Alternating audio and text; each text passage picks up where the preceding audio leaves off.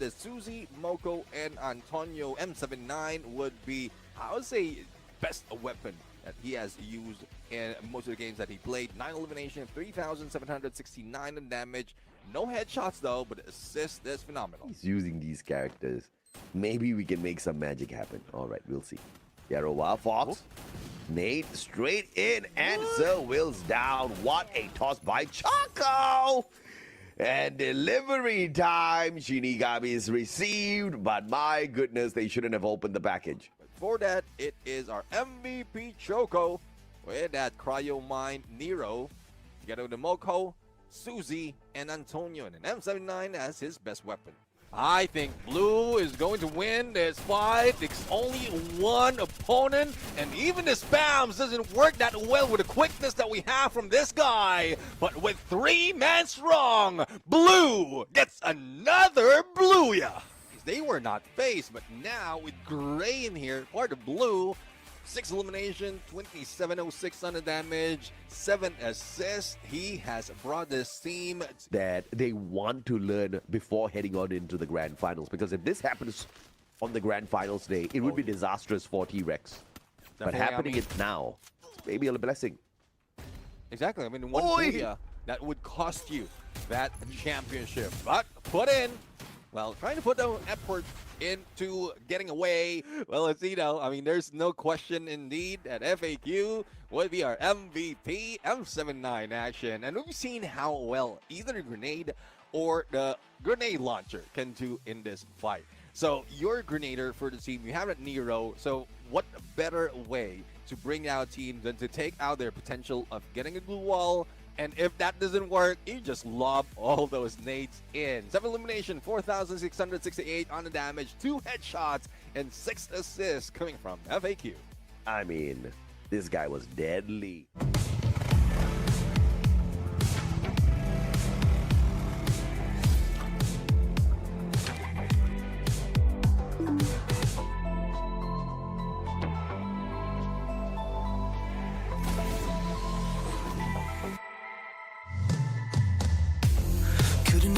This alone, keep my head up and breathing low, but my heart with the ones to know, yeah.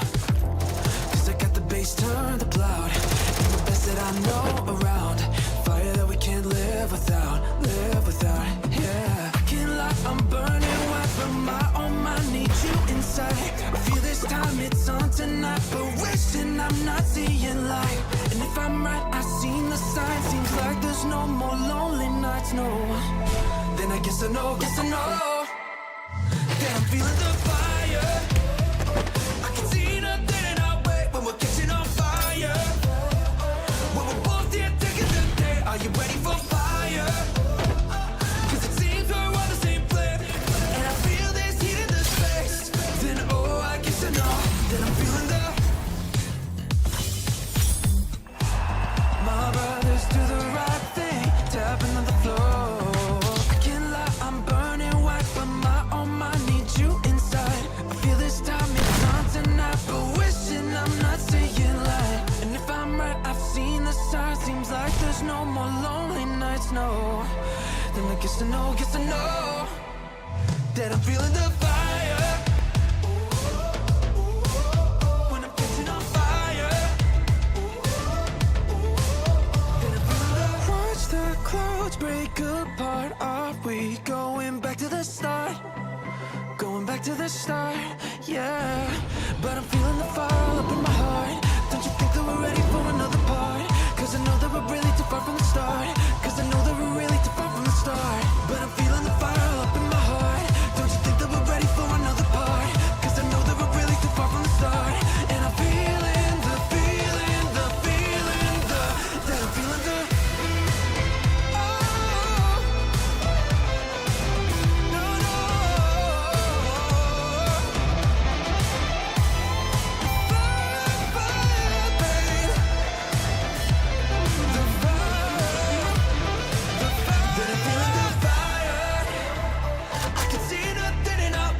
Catching on fire. When we're both here taking the day, are you ready for fire? Cause it seems we're on the same flame. And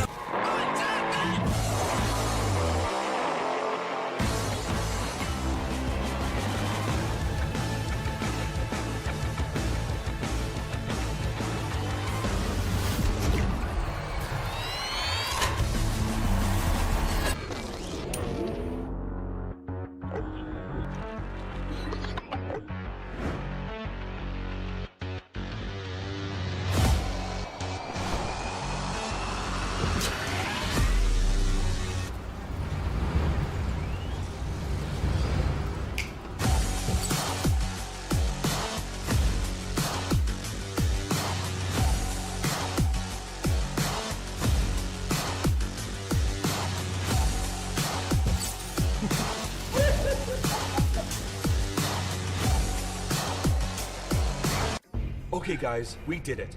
Now it's time to break into the Telosium generator room. Telosium, huh? The powerful and unstable energy we need. I must say, seems like a trap. Not just seems. Definitely is. And we're going in like this? Of course. We need energy. And I'm not in the mood to recharge in an outlet.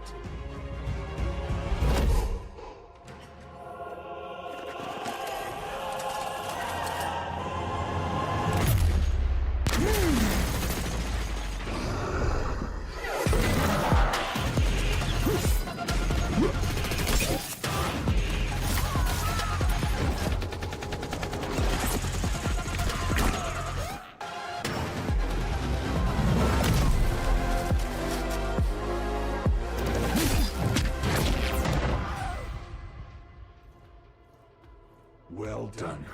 Was easier than we thought.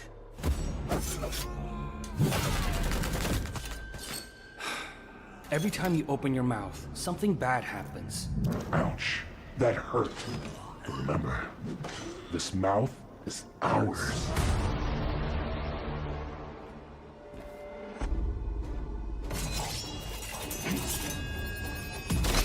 Do you know who the cowboy is? Not a clue. In any case, we agree that he deserves our best treatment. Right?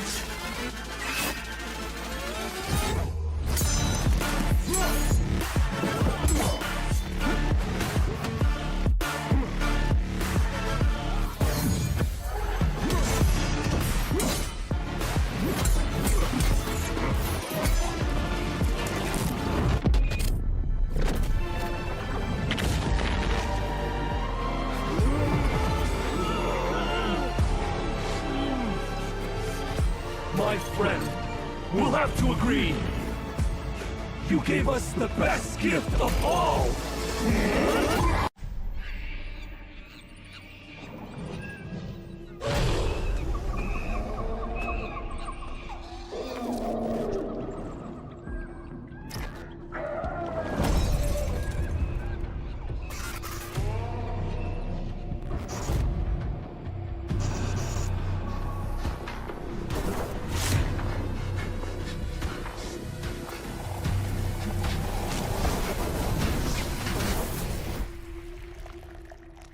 Let me guess. Another night of bad dreams? Worse. Bad memories.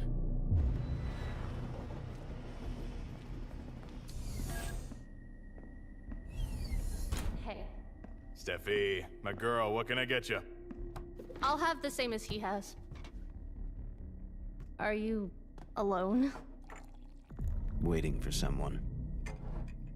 Never saw tech like this before.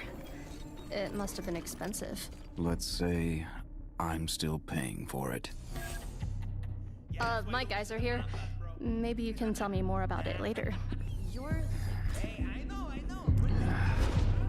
Leave him. He isn't a Mamba anymore. What are you looking at, you freak?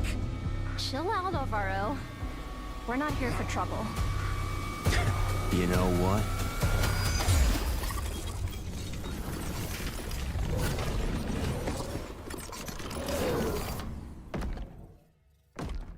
I might want some trouble.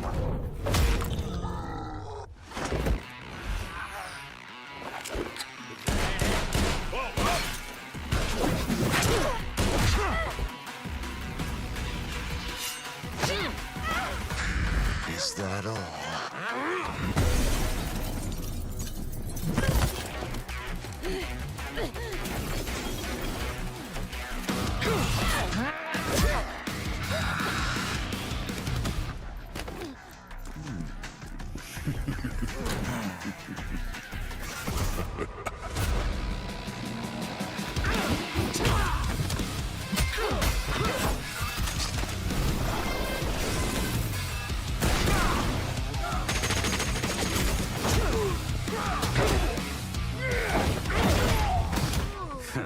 A bad penny always turns up.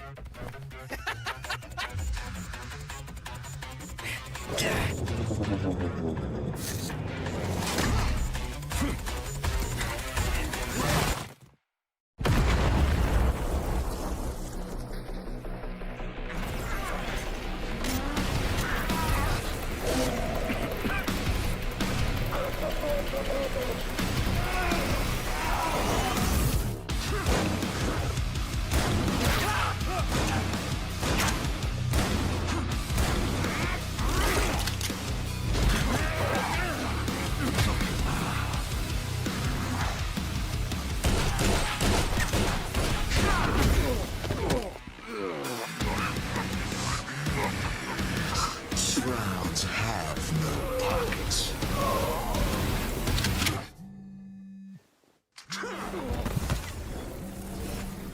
Hi, Sonia. Orion, you were supposed to go back. Leave this place right now. Sorry for the mess. Keep the change. Just refresh my mind. Why should I get in the middle of this mess? You owe us a favor. It seems more like a never-ending debt with the Mambas. By the way, you're looking terrible. We're fine compared to the rest of the platoon. We need to know who this guy is. All right, better get started.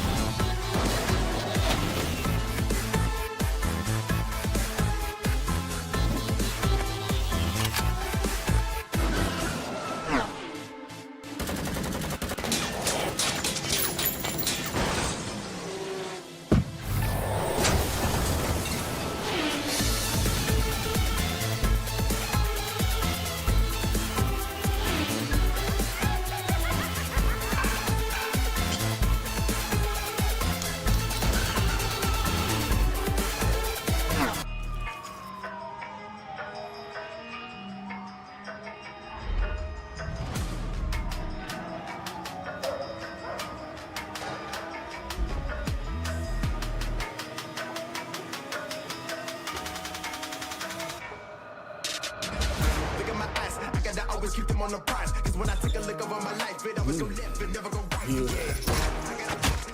Yeah. You stole Lupe. Lupe? For you, stupid, it's Guadalupe. Lupe! Oh, what'd they do to you, girl? Shh. Huh?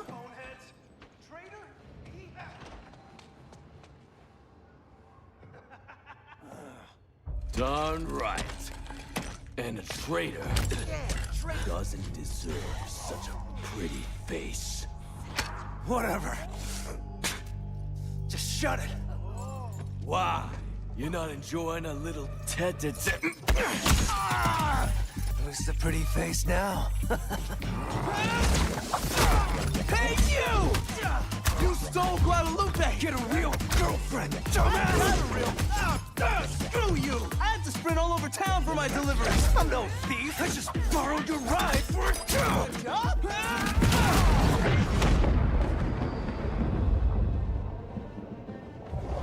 Steal this white whale van and I'll give you twice as much. Why are you here? Why do you ask? Sorry, miss. Someone just stole my Lupe and I had to sprint all over town. Yeah. Noodles won't get you out of the city, you know. If you want real cash, work for me. I know a loser could use some help. A loser? Come on, can't you stop wasting your life with these dirty jobs? When you stop acting like your crooked dad! He was your father too, Tatsuya. Oh, was he?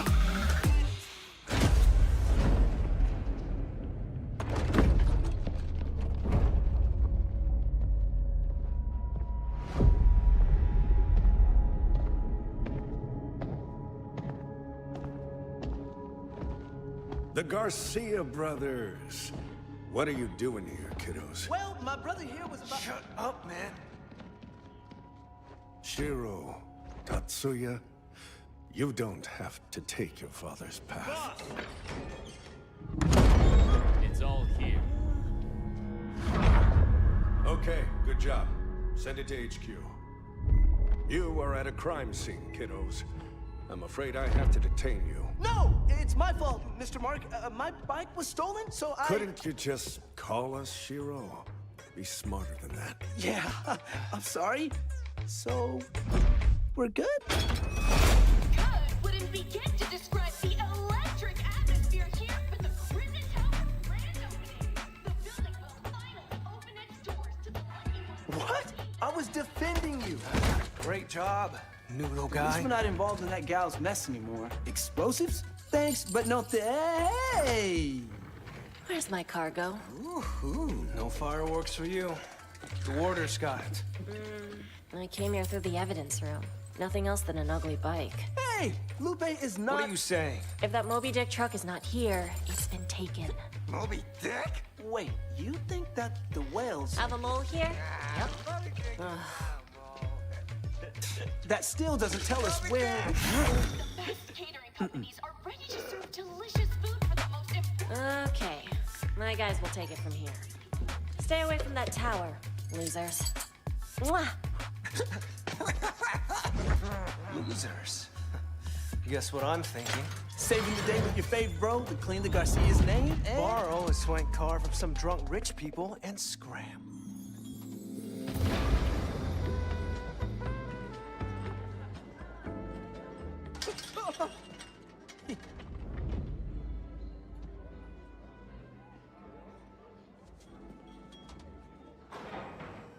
Man, rich people can't hold their liquor.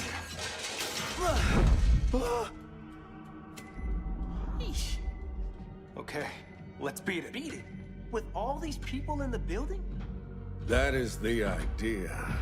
Yes. Mr. Mark, sir, it's great you're here. He's the crook, stupid. Crook? No. I'm a supplier. I bring chaos, and then I provide order. Full circle, see? We won't let you do this! Your father said the same. Keep my friends close, but my enemies close. Thought we were family. Now I see that I can't trust nobody in this world. Name it, I ain't gonna work. My life is so I gotta go get this money. You wanna go this high, but I never see you try. And I lost my juice, but now I'm back. Gotta tell the other stuff. My heart is racing, it's like music.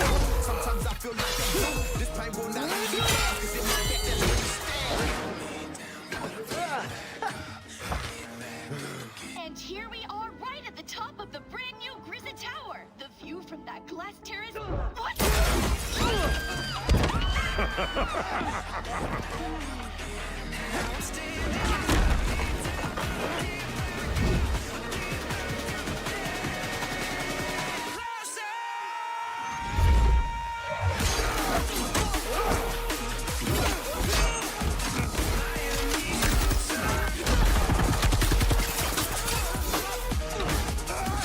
I used a pocket knife just like this one on your Snoopy dad. Full circle indeed. Your whole family are bad apples after all. Huh? Supplier! How'd you like them apples?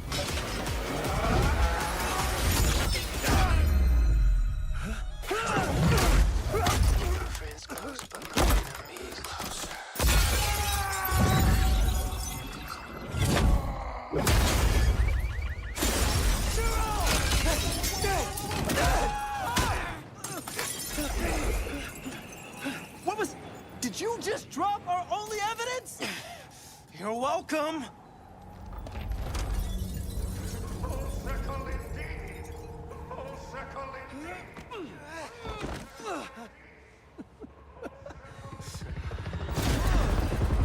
You two suck at following orders, but I guess losers was a bit hard. Need a ride? Thanks, miss, but I think my bro and I need to... Tatsuya? Tatsuya?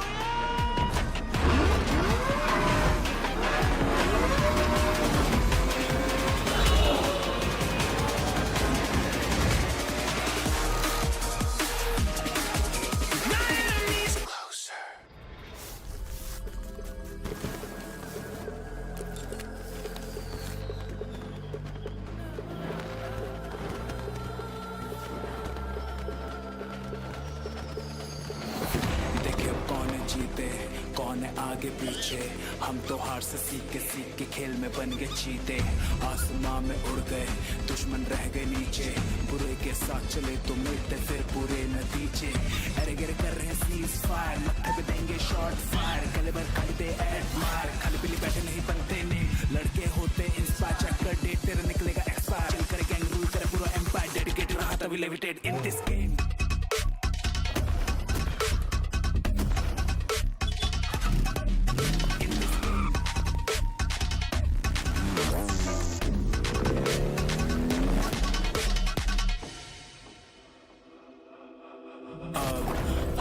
आई है win win बोना भी रहे हैं दिन गिन उत्तर से लेके पश्चिम पूर्व से स्क्वाड पहुंची है दक्षिण हर जगह मचेगा शोर हमसे भिड़ेगा बचेगा कौन जोन में खड़े अलोन गैंग मेरी बहुत हार्ड ना क्लोन यहाँ हम हुए पसीने में तरबतर एनिमीज जाने छुप गए किधर हार की वजह है इनका डर हम तो जीत के जाएंगे जीत के जाएंगे अपने घर ना करो चिंता रखो सबर छोड़ी ना हमने भी कोई कसर अपनी भी अलग ही वाइब है निकला सफर में सबका है गोल खुशी हम बांटे सोल टू सोल रुक भी नहीं सकते लंबी दौड़ मेरे लोग साथ मेरे मुश्किल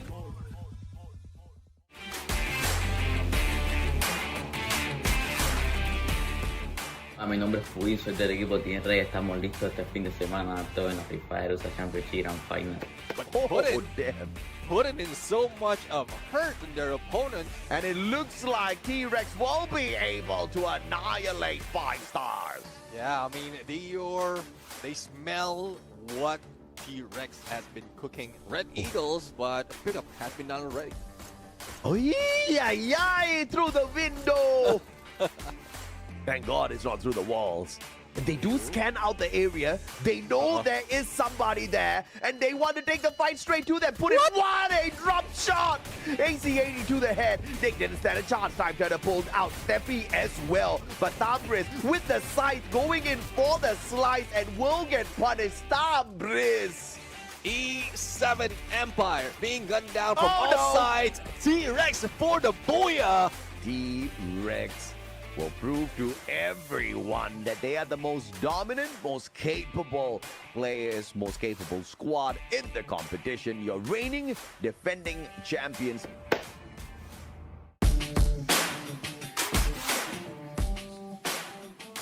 Hola, mi nombre es Caín, soy jugador para Rosario Central y espero su apoyo este domingo 4 de enero en la final de la Free Fire USA Championship. E7 can start thanking Rosario Central right now because FAQ is putting a whoop on the players on the side of Red Eagle, FAQ, and all of them out of this lobby.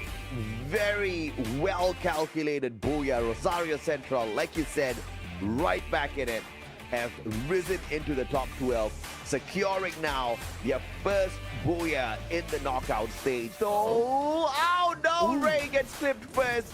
Cubanito has no backup and he's too far forward. Will get clipped and into, finds the shot, but no, finds the assassin and lost Cubanos just stood no chance up against Rosario Central. This is a mind-blowing stat picked up here by Chick 7. Only Reyes remains, who might be meeting with red eyes as 2 goes against him, and the turnaround flipping his grip is Rosario Central.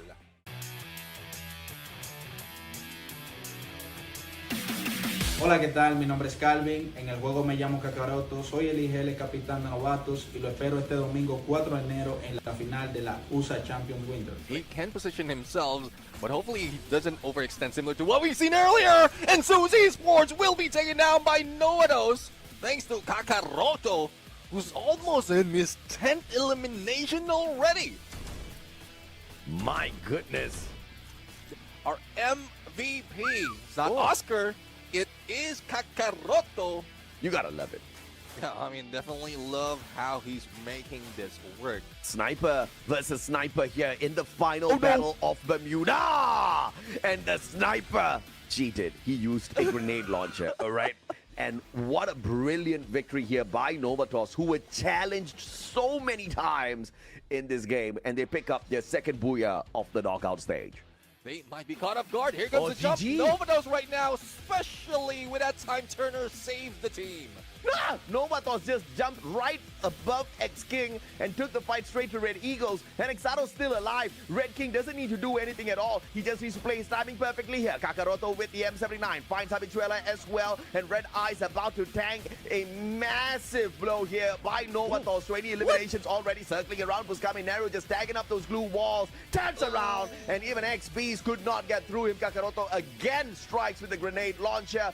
Final survivor on the side of Red Eagles, about to be flattened, but there's no way Anexado steals away the booyah. Novatos, full squad, easy booyah.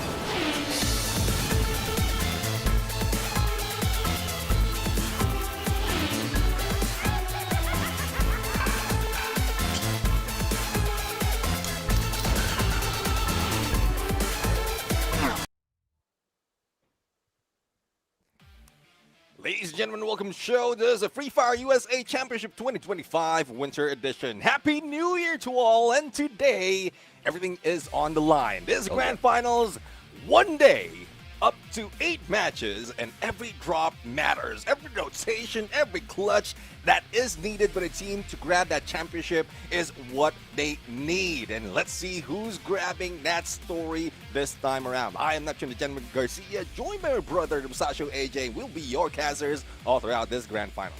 Absolutely excited to kick this day off with you, Neptune. What a day. It's a brand new year, and we're looking for maybe a brand new champion. If T-Rex will allow such a thing out here, we are on Champion Rush, and we know there are very few champions out there in our top 12 right now that are consistent in scoring those booyahs, right? We've seen some teams kind of rise up on certain days, but we've seen some teams with absolute consistency from the past season all the way until now, and that is your reigning, defending champions, T-Rex Esports themselves.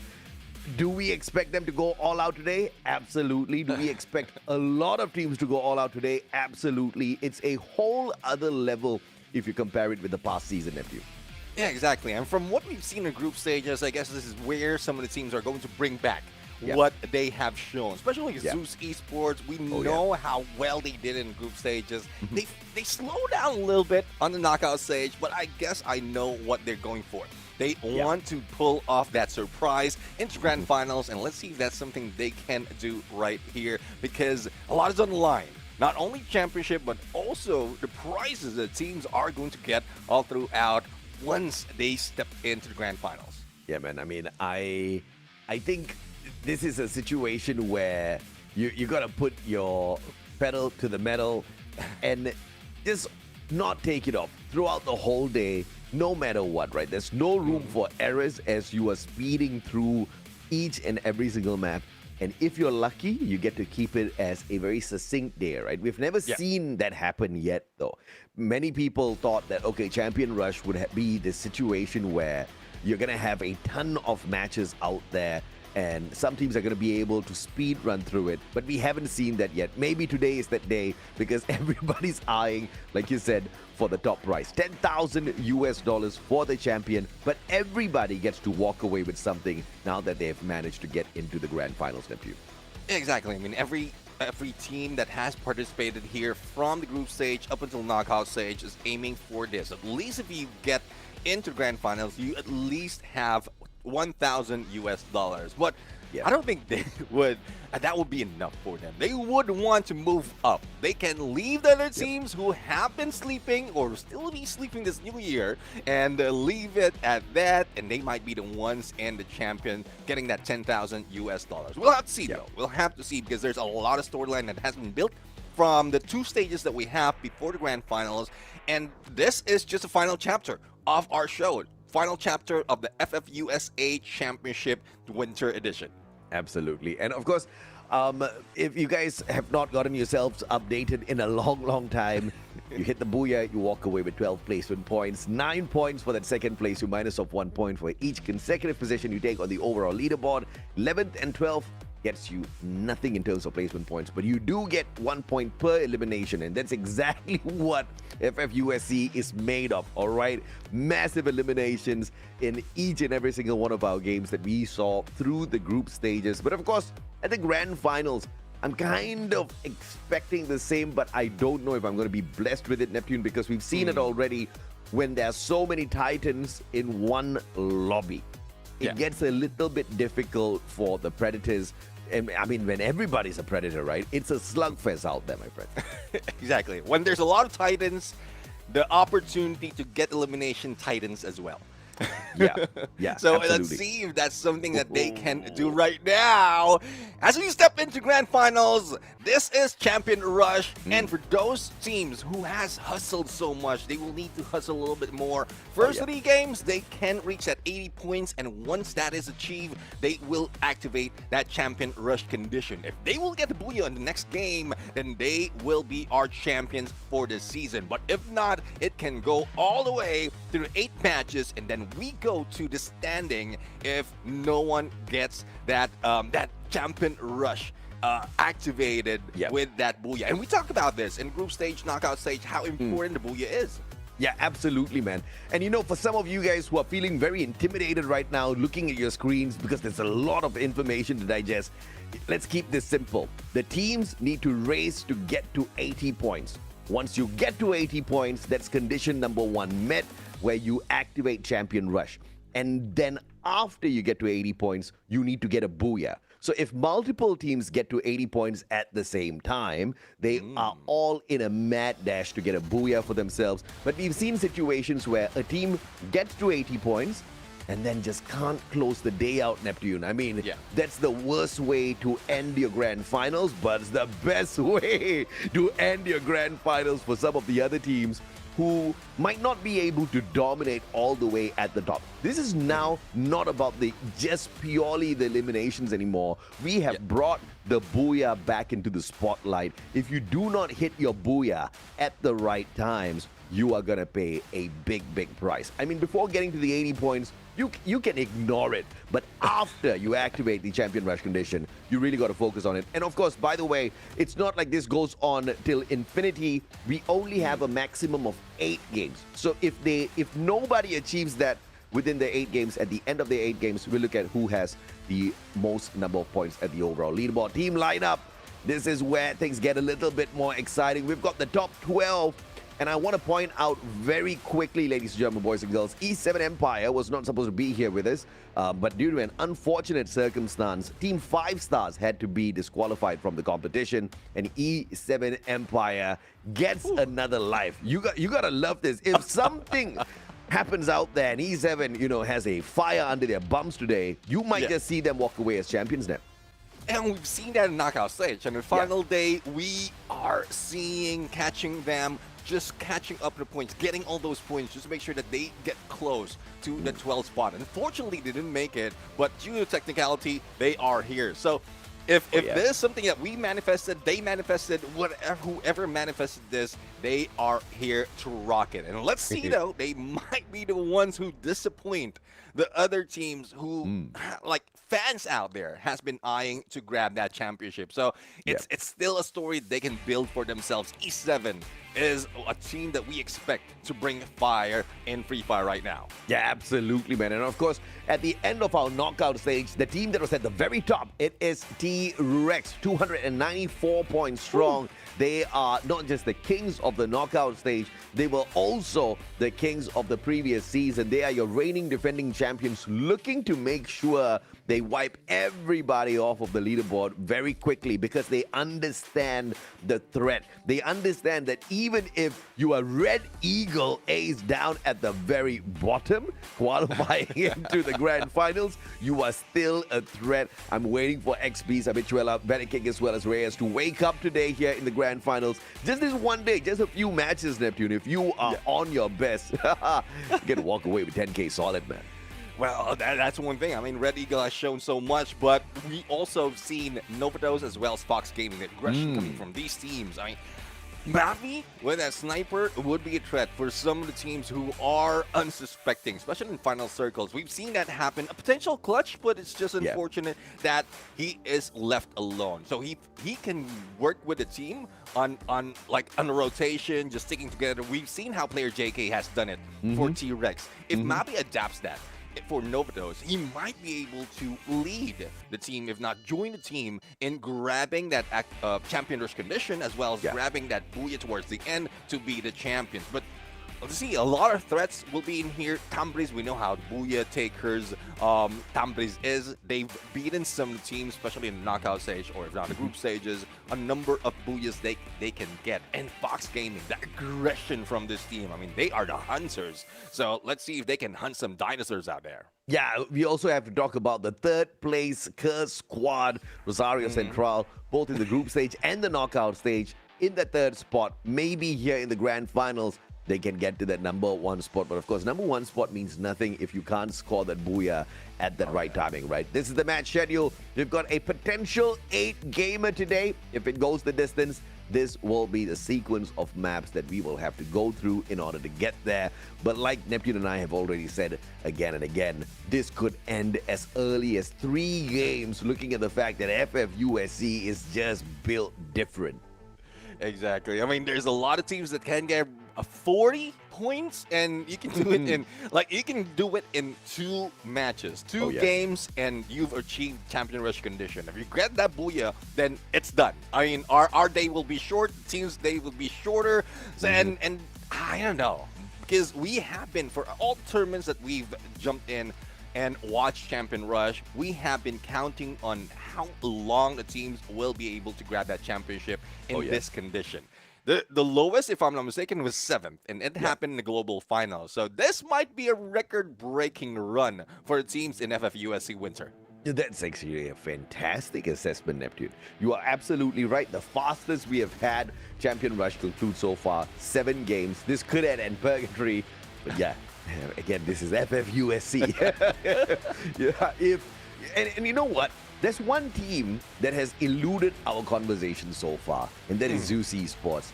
And I think their strategy was super sound, right? They disappeared in the knockout stage. They stayed alive enough to still be seen as a threat. But at the group stage, this was the squad that was not whooping, but absolutely washing down each and every single map, wiping it clean with the faces of their opponents. Zeus Esports was a terror to go up against in the group stage, man. And, you know, they had 286 eliminations, Neptune. That's beyond insanity. But at the knockout stage, they're like, okay, I think we showed them a little bit too much. Let's calm down, right? I hope they show us a little bit of their group stage supremacy here in the grand finals. You know, or I'm going to be a tad bit upset because Zeus Esports, they've kept us waiting for a while already. We need more of those lightning zones. Exactly. I mean, lightning zones, most of the time they are brought in, and that's just an introduction to the team. It's a presence that Zeus Esports is here, lightning zone is already on you, and you can see the team just rushing in against the opponent, not really like bothered of all those. Yeah, probably the noise, but the damage, it doesn't do that much.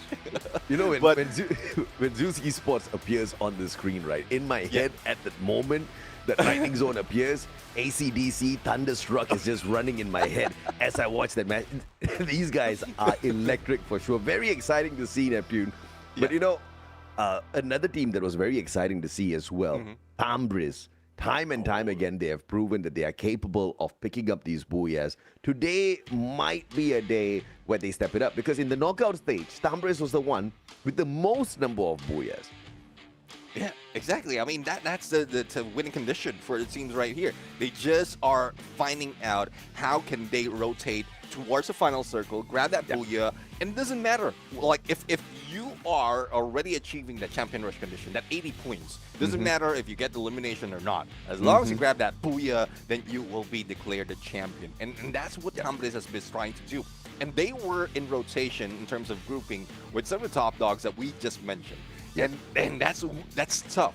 To get in the final circle and get those booyah, that is tough. But that's also the name of the game. Well, Free Fire is the name of the game, but booyah is what makes it more interesting. So let's see now. Don't be changing the name of the game, Neptune. Okay? Nanki's watching, she's like, I've got to report to the bosses. I mean, he's setting something up. The name of a battle royale is survivability, and if you survive further, you grab that booyah. So I guess that's what Tambris and the other teams have been trying their best to do in the knockout stage. The only question though is, will they be able to pull it off in the grand finals, where everyone is hungry to grab those points, to grab those booyahs, and grab that $10,000 US? Oh, this is getting exciting already. And you know, the one team in the top 12 that had not secured a single booyah at all, of course, technically before E7 made it into the top 12 as well, was Red Eagle, right? Red Eagles, that squad where on the group stage, final day, massive explosion in terms of what they could do.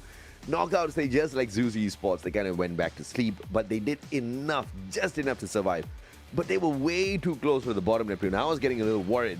And the way how they almost did not make it through had me questioning whether or not Red Eagle has it. Today is a day where they've got a lot to prove.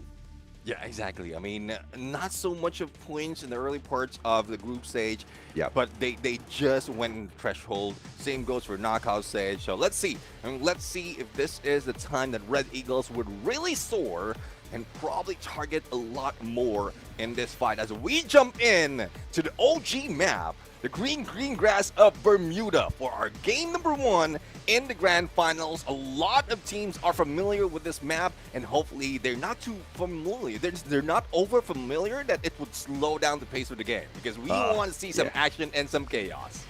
You want to see some action, you want to see some chaos. T-Rex, Nova, Rosario Central. These are the three squads we can definitely look forward to wrecking some havoc out there. But it's Tambris that I'm worried about once again. They've got 3 Booyah on Bermuda, and they are not the top scorers of this map, right? They are very efficient at finding the final circle. Cold, on the other hand, Cold Esports, they are another team that is very, very capable of dominating this map. But unfortunately for them, they'll just have to sit down on the sidelines, right? Because this is the problem when you get into the competition of this level, Neptune, and you haven't really mastered your rotations on each and every single map available out there. You have to be able to, at the very least, get in deep into these circles. Cole was doing that, but without the eliminations. So that's something that these teams here in the grand finals have to definitely avoid. If you're getting into the final circles, that's just condition number 1. But it's those eliminations that are going to get you to that champion rush conditions quick. Yeah, exactly. I mean, point system, we've seen that earlier. There's a cap and the placement point. Yes, Booyah would get so much, will give you so much in terms of point, but you need to top it up with elimination. And that is where everyone has been hustling so hard, because there's no cap in elimination. As long as you can take down 3 opponents, well, I'm saying 3 because there's a revive system, you can target them again and again and again and just farm all those points. So I'm confident he's going to revive his squad. Let's let him survive. The last time we checked, they were dumb enough to come back in here for a reshell. Maybe we'll cash in again. We've seen that a couple of times already. And it's good, right? It kind of keeps the competition alive. And this heated rivalry out there. And I think we've got all of the hot-headed ones this time round in our top 12. But amongst those hot-headed ones, Neptune, we still have got a few squad members, a few squads, in fact, who are cool, calm, and collected, right? I think Zeus Esports, once again, flying under the radar throughout the whole knockout stage, but still in the top 5 is a very, very scary thing. Exactly. I mean, top 5, it's really something that they have hidden in knockout stage, and they might show up right now. But speaking of hidden, we haven't talked about some of the teams. We have 787. We also have Team Blue. So there's a potential that these teams, especially for Team Blue, I mean, Team Blue, other than Tambris, has the second highest, together with Anexados USA, from the knockout stage in terms of Booyah. So, I mean, Team Blue has been silent. They are out of the blue. They just go into the battle and grab those Booyah. So I want to see more of that. You mean Blueyah, right? Blueyah, exactly. You came up with that one. It's a good one. The one thing that the Blueyah squad could not get done is get some solid eliminations, right? You look at the top 12 and you compare them up to even Red Eagle, and Team Blue struggles with eliminations, but they have found that final circle a few more times, clearly, more than teams like Shinigami's, Red Eagle, E7, and this is where we want to see them excel. But again, you know, without those eliminations in a timely manner, this is going to be a challenge. So you're totally right, man. We've got Anexados USA, the team that is just very 50-50, but when they are 50% good, they are really, really good, right? And they are currently in our top 3, making it into our grand finals here. Are we going to get to see the best version of the squad today, though? Because we have just limited number of matches. The knockout stage, on the other hand, Neptune, we had a few days of play at the very least. Exactly. I mean, it's just it's just 2 weekends that we have in knockout stage, and even the rotation and the groupings that we have, it reduces the chance of the teams really showing up. But it also gives them the capability of reviewing their teammate or their opponents before they go in for the fight. So hopefully, since we had around 2 weeks of rest, this is a chance for the teams to really that was a chance for the team to really study their opponent, find their rotation, and then catch them off guard. Those at the bottom will need to be on their toes, because most of the time the bottom half would be the target in the grand finals, and hopefully they're not giving up free points in here. That's the problem here at the grand finals, okay? When we had 24 teams, when we started this journey at the very start, there were many teams that they could pick on at the bottom. There were many teams they could bully into a corner, farm points off of. Now, the worst team is E7 And you know what? Sometimes the Empire has crumbled, but sometimes the Empire has stood strong and stomped a couple of squads out. And we are looking for that here at the grand finals, right? I mean, yeah, you can try. I think T-Rex will still have a decently capable run out there in terms of stomping the other squads. Zeus as well, if they bring back a little bit of what that group stage showed us, they should be able to pull off the exact same as well. But it's going to be a tough one, man. It's going to be a tough one to dominate the teams at the bottom, because you're looking at Red Eagles, you're looking at Shinigamis, you're looking at Team Blue. These guys will flip the battle in a second, and you'll be wondering, like, wait a minute, who was that squad? And yeah, they don't know who they're fighting, okay? We've turned off the elimination feed already, so they are just going into battles blind. If you poke the bear accidentally, you don't even know it's a bear just yet. That's one thing. I mean, that statement reminds me of a song that my daughter watches. Okay. They're going on a bear hunt, and then the moment they found a bear, you went running home. Because that's what some of the teams would be experiencing right here. Yep. The moment that they see those bears that they poked, and they show those claws, those fangs, or those teeth, and then that's when they would think or rethink their decision. So let's see, though, if that is something that they can do right here or think about right here before the game. And again, apologies for a little bit of delay. We just want to make sure that everyone is ready, because this is grand finals. You don't want to be in a there are off days and like off matches. But right here, we just want to make sure that everyone is a fair playing field, so that they will be all set, especially for the first match in Bermuda. Yeah, absolutely, man. I mean, why would we not want them at their 100%, right? So a couple of technical difficulties here and there, ladies and gentlemen, boys and girls. Obviously, we're going to give them some time to sort that out before we hop right back into the battle. In this case, it's Bermuda, map number 1, game number 1. There's no way in hell we're going to allow them to start off anything lesser than 100% there, right? So we're going to give them the time that they need. In the meantime, it looks like that's all they needed. Bermuda time, baby. Map number 1 of this grand finals winter edition. It looks like the finale is going to be an absolutely exciting one, looking at the teams that we've got here in the top 12. A lot more to talk about, but will they give us enough time?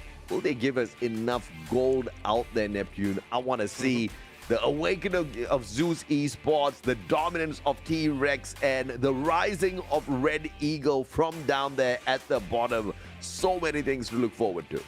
Yeah, exactly. A lot of expectation, a lot of story to be written, and it just comes to one day. Potentially shorter, potentially 8 games. That's still depending on the teams on how they are going to treat this. So hopefully they can treat it right, treat it well, give us a great show, give us early engagement, as well as the best booyah that we haven't seen before. Because the teams are ready. Teams are set up. And hopefully, this is where they build their this stepping stone to getting that $10,000 if they become the champion after this day. Oh yeah, hell yeah, 10,000 USD sounds damn good. Oh yeah, I want that. How I wish I could enter one. No, I can't. I can't even dream of doing this. Bloody hell, It is not an easy game to dominate in, okay? I'm just so impressed every time these kids go out there, Neptune, and they do all of this magic, and they make it look so easy. I am just... Then I try to go onto the game that very same day. I play a few games. No, I put it away, and it reminds me why I'm a shoutcaster and not a pro player. Well, let's see though. Let's see if there's something that they can show us and I would say influence us in grabbing game. And speaking of grabbing game, for those of you watching right here, especially fans, friends of those playing in this grand finals, if you haven't grabbed that game just yet, just head into your store.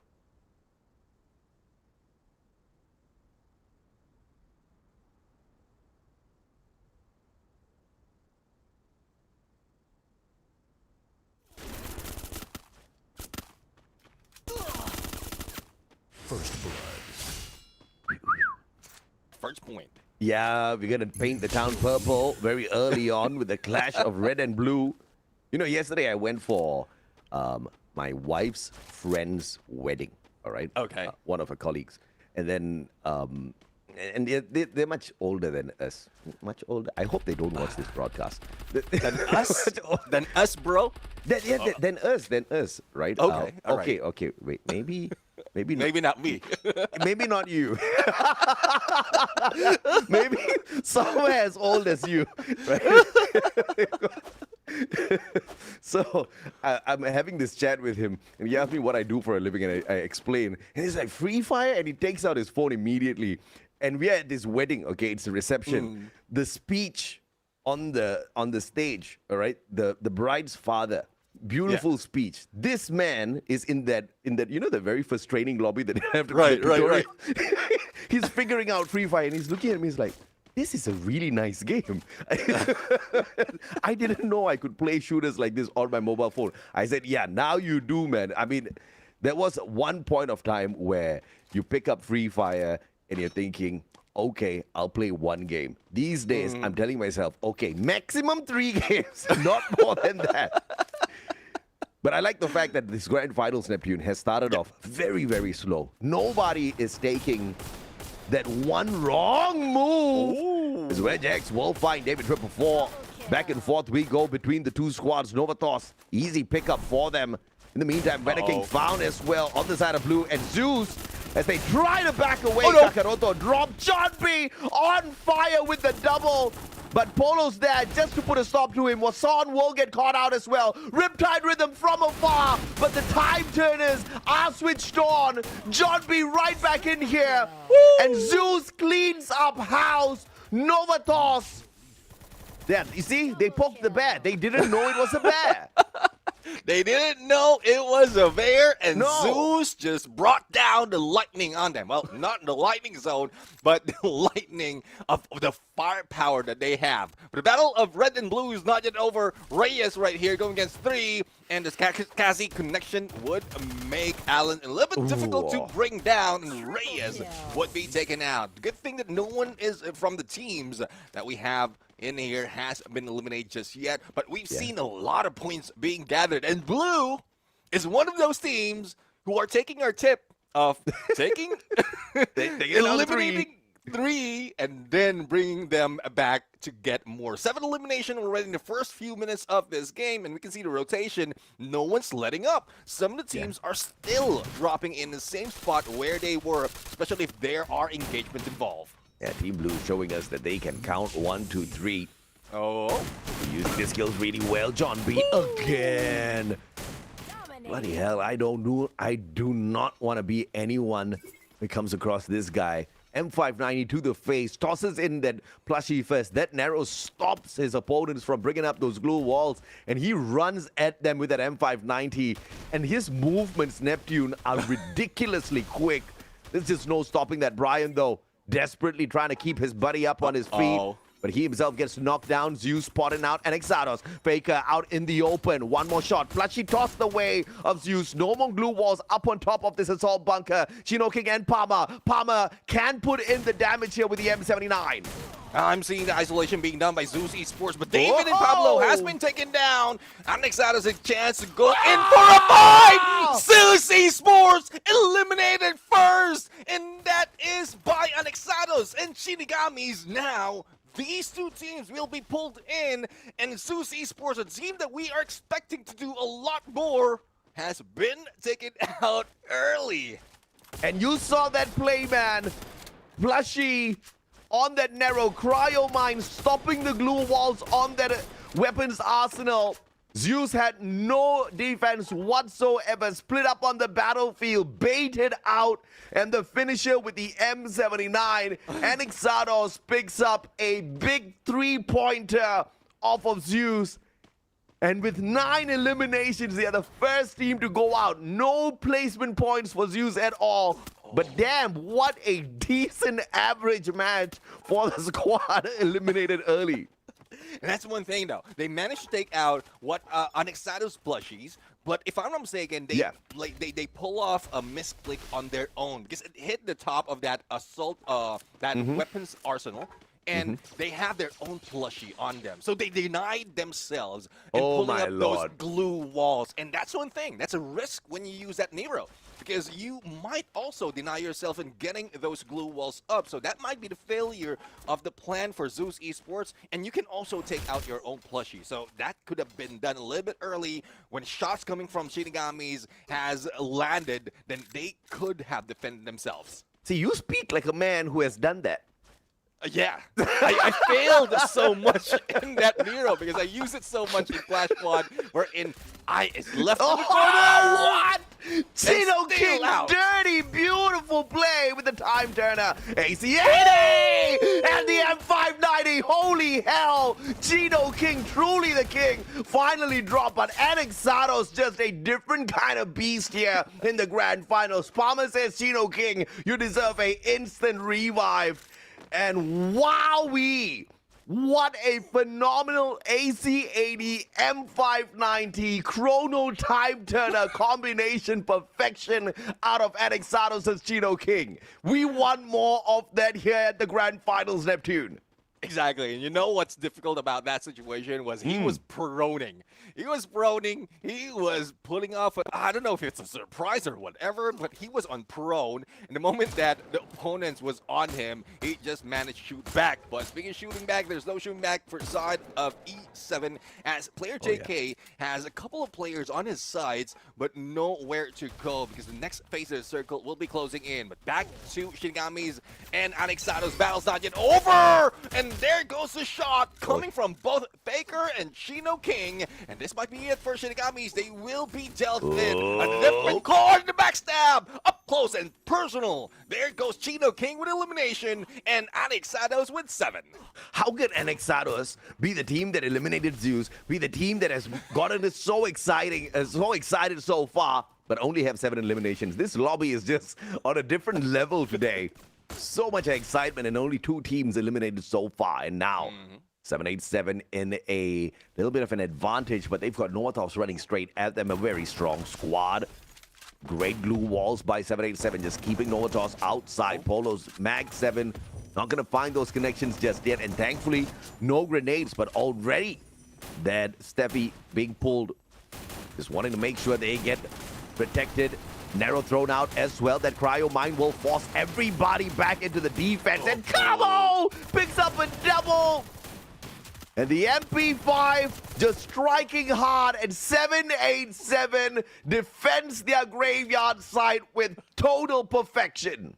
And they were guarding that vending machine. It seems like they're a team to manage to take down Yugo Food, and Novados could have been eliminated already if they didn't pull off that quick revival. But they're still saving grace for Yugo Food, and we know how it is. You go food, you go eat. Let's see if he's going to eat up some of the points, because right now, I think he is on a diet, because 0 elimination at this point. Might be able to go in for the revive platform outside the blue, but he will be receiving damage. And hopefully a 3 men that he has is enough to let him survive.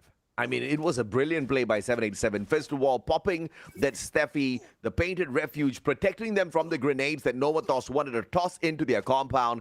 No lethal damage. That turned the tides up against Novatos. And of course, the brilliant defense using all of those glue walls, barricading those windows, continuously barricading them, forcing Novatos to take the access through the door on that upper floor, and then just focusing all of their firing down one spot.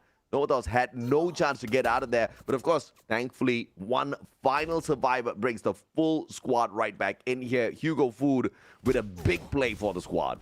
Yeah, let's see if that's something that they can work on as 787, a team that eliminated 3 of their players being taken down slowly but surely by Fox Gaming. Yaroba already in flank. Same goes with Garena and Joko. Garena, GSK shot against Chrono and Domi. Not quite sure if he'll be able to dominate this fight. Gets into the time turner, and still no shots landing, and there goes 2. Fox Gaming eliminated them, and we are down to 9 teams. And that's what we're talking about here in the grand finals. You can be a very impressive squad, and just like that, another team rolls up. and you are out back in the lobby waiting for the next game. Fox Gaming showing up quick and shutting them down. Arena finding Hugo Food as well. A back-to-back squad elimination here for Fox Gaming. But of course, technically, Novatos only had one final survivor that they needed to sort out. Potentially coming across Anexados here as they try to get into a better spot. But for the time being, they'll be able to be in this next zone looking for exactly where the circle is going to be bringing them. But the battle between Tambris and Anexados is going to be an exciting one because Blue might be able to interfere as the third party when they make the approach for the circle.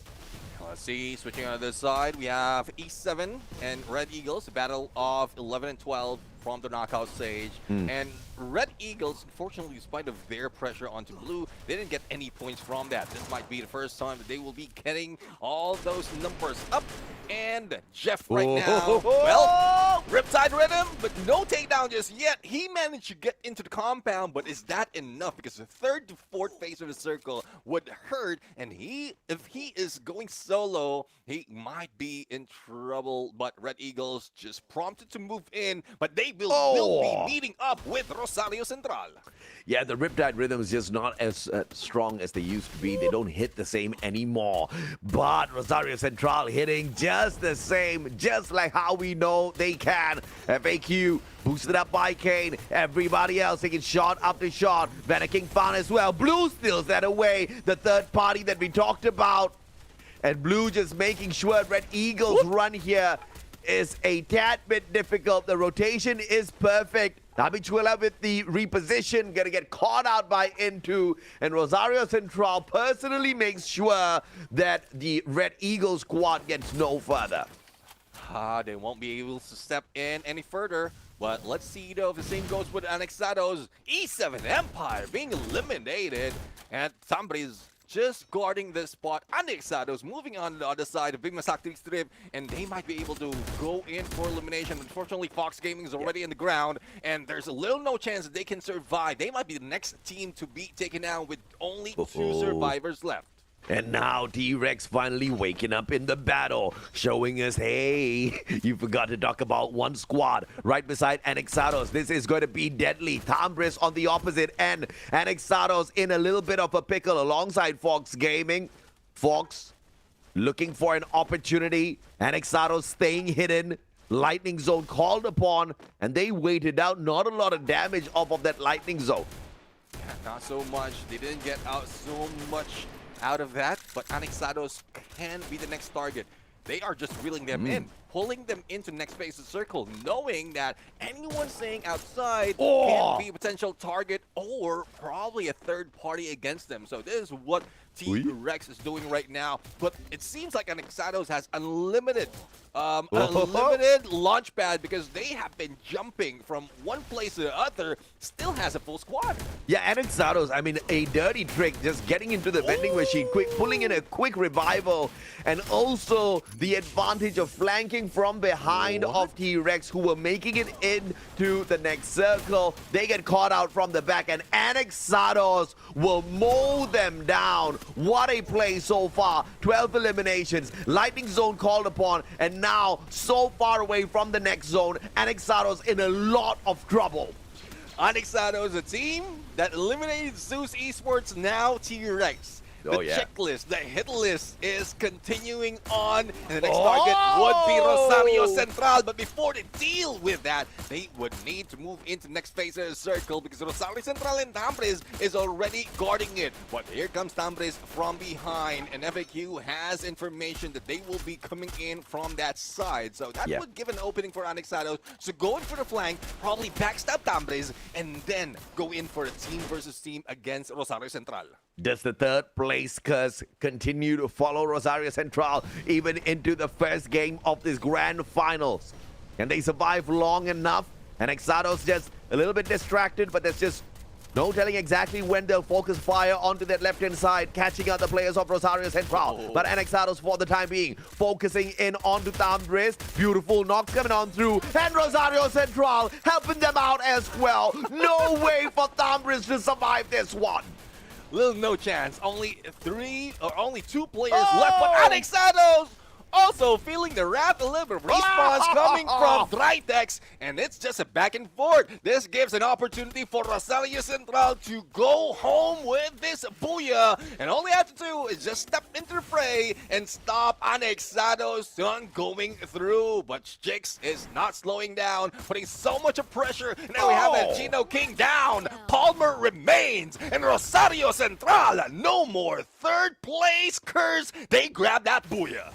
The curse has been broken, and this could just be a preview of the result that we might just see by the time we get to the end of the day here at our grand finals. Rosario Central always have been a team that we've kept in our eyesight because of what they've shown us in the past season, because of what they've shown us in both the group stage as well as the knockout stage. But they were just a squad that did not go all out, always walking away with the third spot. This time around, though, they make sure they show us very, very clearly that they are not just here to play, but just to dominate the day. But we saw exactly how difficult it was for the Titans to conquer this lobby, Neptune. Let's see though. I mean, one player that made it difficult is Chick7, the sniper of team. And though we've seen multiple AC-80s coming from Rosario Central, this guy can put so much of damage, especially with Riptide Rhythm from that Skylar, wearing that Maro, Moko, and Suzy. Standard build for a sniper that we've seen in Battle Royale, especially with the Suzy, that gives more advantage for the teams to get those coins in. And with more coins, you either have more weapons or you can keep bringing back your teammates. Thus, they are a full squad towards the final circle. And Anexados, the team that managed to eliminate both Zeus as well as T-Rex. How about that, man? Getting into the final circle as well. And this was that play that kind of took the chances of Anexados down by a lot, right? They lost the third player. I thought it was a fantastic final second revival before getting into the final circle, but of course, they were playing on luck a little bit too much there, because getting in towards the very end, that one final revive player didn't really get to survive all that too long. Shot out of the air, and the first game gets ripped away from Anexados, who looked really strong towards that final circle, but Rosario Central making sure everybody remembers there is just no predicting who gets to be champion by the end of the day, Neptune. Exactly. Let's see now. Let's see. Rosario Central already on the board in that schedule for the first game. Now, as we look into the points, 22 points being gathered by Rosario Central, but Anexados with 23 points. So it's just a booyah that made Rosario Central take the #1 spot, but with one difference that will still bring Anexados closer into getting that champion rush condition activated. For the other teams that we are expecting, it seems like it's still far though, because if you don't hustle this hard, similar to what we've seen on Anexados, it would be tough for you to get into that final champion rush condition, as well as bring the champions to your side after this day. 1/4 of the way there, Rosario Central as well as Anexados USA. But obviously, this is not something they can guarantee each and every single game. Not because they're not capable, but it is because of the capability of the other teams to stun and stop you dead in your tracks. I mean, you've got Zeus Esports out in the 7th spot, but this was phenomenal because they were the first team to get eliminated so early on within the second minute itself. But they had 9 eliminations by the time we got to the second minute. How ridiculous is that? If Zeus Esports had been left alive all the way to the final circle, what would have that result been? Maybe they'll show us in this next match, Neptune. Yeah, let's see though. But again, we know that some of the teams are targeting those top dogs. If you can take them out early, then it gives you more chances to get a lot of points. And probably that's what Anexados is planning to do. Oh, yeah. Get on against Zeus Esports, get on against T-Rex, and probably later on Rosario Central, and they will have a free range in getting that booyah. So that's just a great plan coming from a team like Anexados. No, wait. What do you mean great plan? So what you're telling me is, earlier we talked about not poking the bear. Now you're telling me the teams are supposed to seek the bear and poke the bear. Okay? Well, I don't know if this is a good idea, nephew. If they can pull it off like Anexados, then go ahead. Poke the bear, stab the bear, whatever, pull its leg. Poor bear, bro. Make it as a rug. I don't know what you have to do. But if as we head into Solara, hopefully there's not much savagery out there in terms of skinning a bear. But maybe the teams will be able to scratch a little bit more off of this game, especially the ones who were down at the bottom, 787, really got stuck in a unfortunate spot this time around. But when you look at the team that made it through, E7 Empire, not too bad of a finisher for the first game. This is a team that's been revived, bro. They are back from the ashes, all right? They're like the rising phoenix right now. Yeah, I mean, they got that one-up card on them. They got that one free life, and now is where they're going to use it. Placement points, they managed to pull off great, but elimination-wise, they're the only team from that game that didn't get any elimination. So it's just unfortunate, but that's how they can roll. That's how they will be able to pull it off to get more elimination rather than just taking it easy from the beginning of the game and then losing out on all those points. So let's see who can do the same thing as Anexados and Rosario Central has pulled off in Bermuda, but a switch of event wherein you go for an OG to a newer map might change the pace of this game. Oh yeah, no doubt at all. The pace will definitely be switched up. Solara has switched up the scenario for many squads here so far, right? We know that T-Rex is a squad that does not dominate Solara. They stomp on Solara. They use the other opponents as toothpicks on Solara, right? The problem here is they have been so dominant. 4 Booyahs on Solara so far. The most consistent squad. The most dangerous squad with the most number of eliminations, most number of placement points. Everything is T-Rex right now. Yeah. But Zeus, so close behind them in terms of points and performance on this map, but they have not shown up with even a single Booyah on Solara so far throughout the whole competition, both the group as well as knockout stage put together. That and top of that, they've got a rough start from the day. Can Zeus make the Solara map, which they have not been able to close off so far, the map that they will stage their comeback upon? I'll have to see now, because so far the flight is already on from the south to the north, and let's see though if they'll be able to pull off a huge surprise in this fight. Now E7 already dropping in, and they move away from TV Tower. I think it's only Fox Gaming that we'll see here, but Anexados is also dropping the same thing, same area, and we saw a glimpse of Rosario Central. Great time turner into the air, making sure that they survive a little bit longer, but unfortunately it doesn't do that much. They can go for a pickup, but here comes E7 Empire, not crumbling at all. They are slowly putting so much pressure on their opponents right here. Yeah, Anexados versus Fox is happening off screen as well. So I will not be surprised if that comes down to a very quick end here. I mean, a super hot drop. Even Zeus Esports not too far away. TV Tower, always a horrible play to drop if you ask me. I always get capped on this map, man. And this compound has never been kind to me ever. And it looks like that will just stay as a fact for these squads as well. Zeus Esports now looking to pick up the final few pieces here as E7 tries to back away. The UAV sent out already. Players spotted out. And all that's left here is lives for the picking. Let's see now. Zeus Esports to elimination already, but unfortunately the glue wall doesn't let them get in onto the next phase, on the next level of this compound. David 444, the MVP of Zeus Esports, will be taken down. Quick pick up though, and it puts them in the crosshair. E7 Empire needs to move up. Great glue wall placement, but if there's any utilities that can be pulled by Zeus Esports, this might be it for E7 Empire. Pablo though has been taken down, but Wason and as well as John B is doing the dirty job right here. 5 elimination already in this fight, and hopefully they don't get to 9 and get eliminated once again.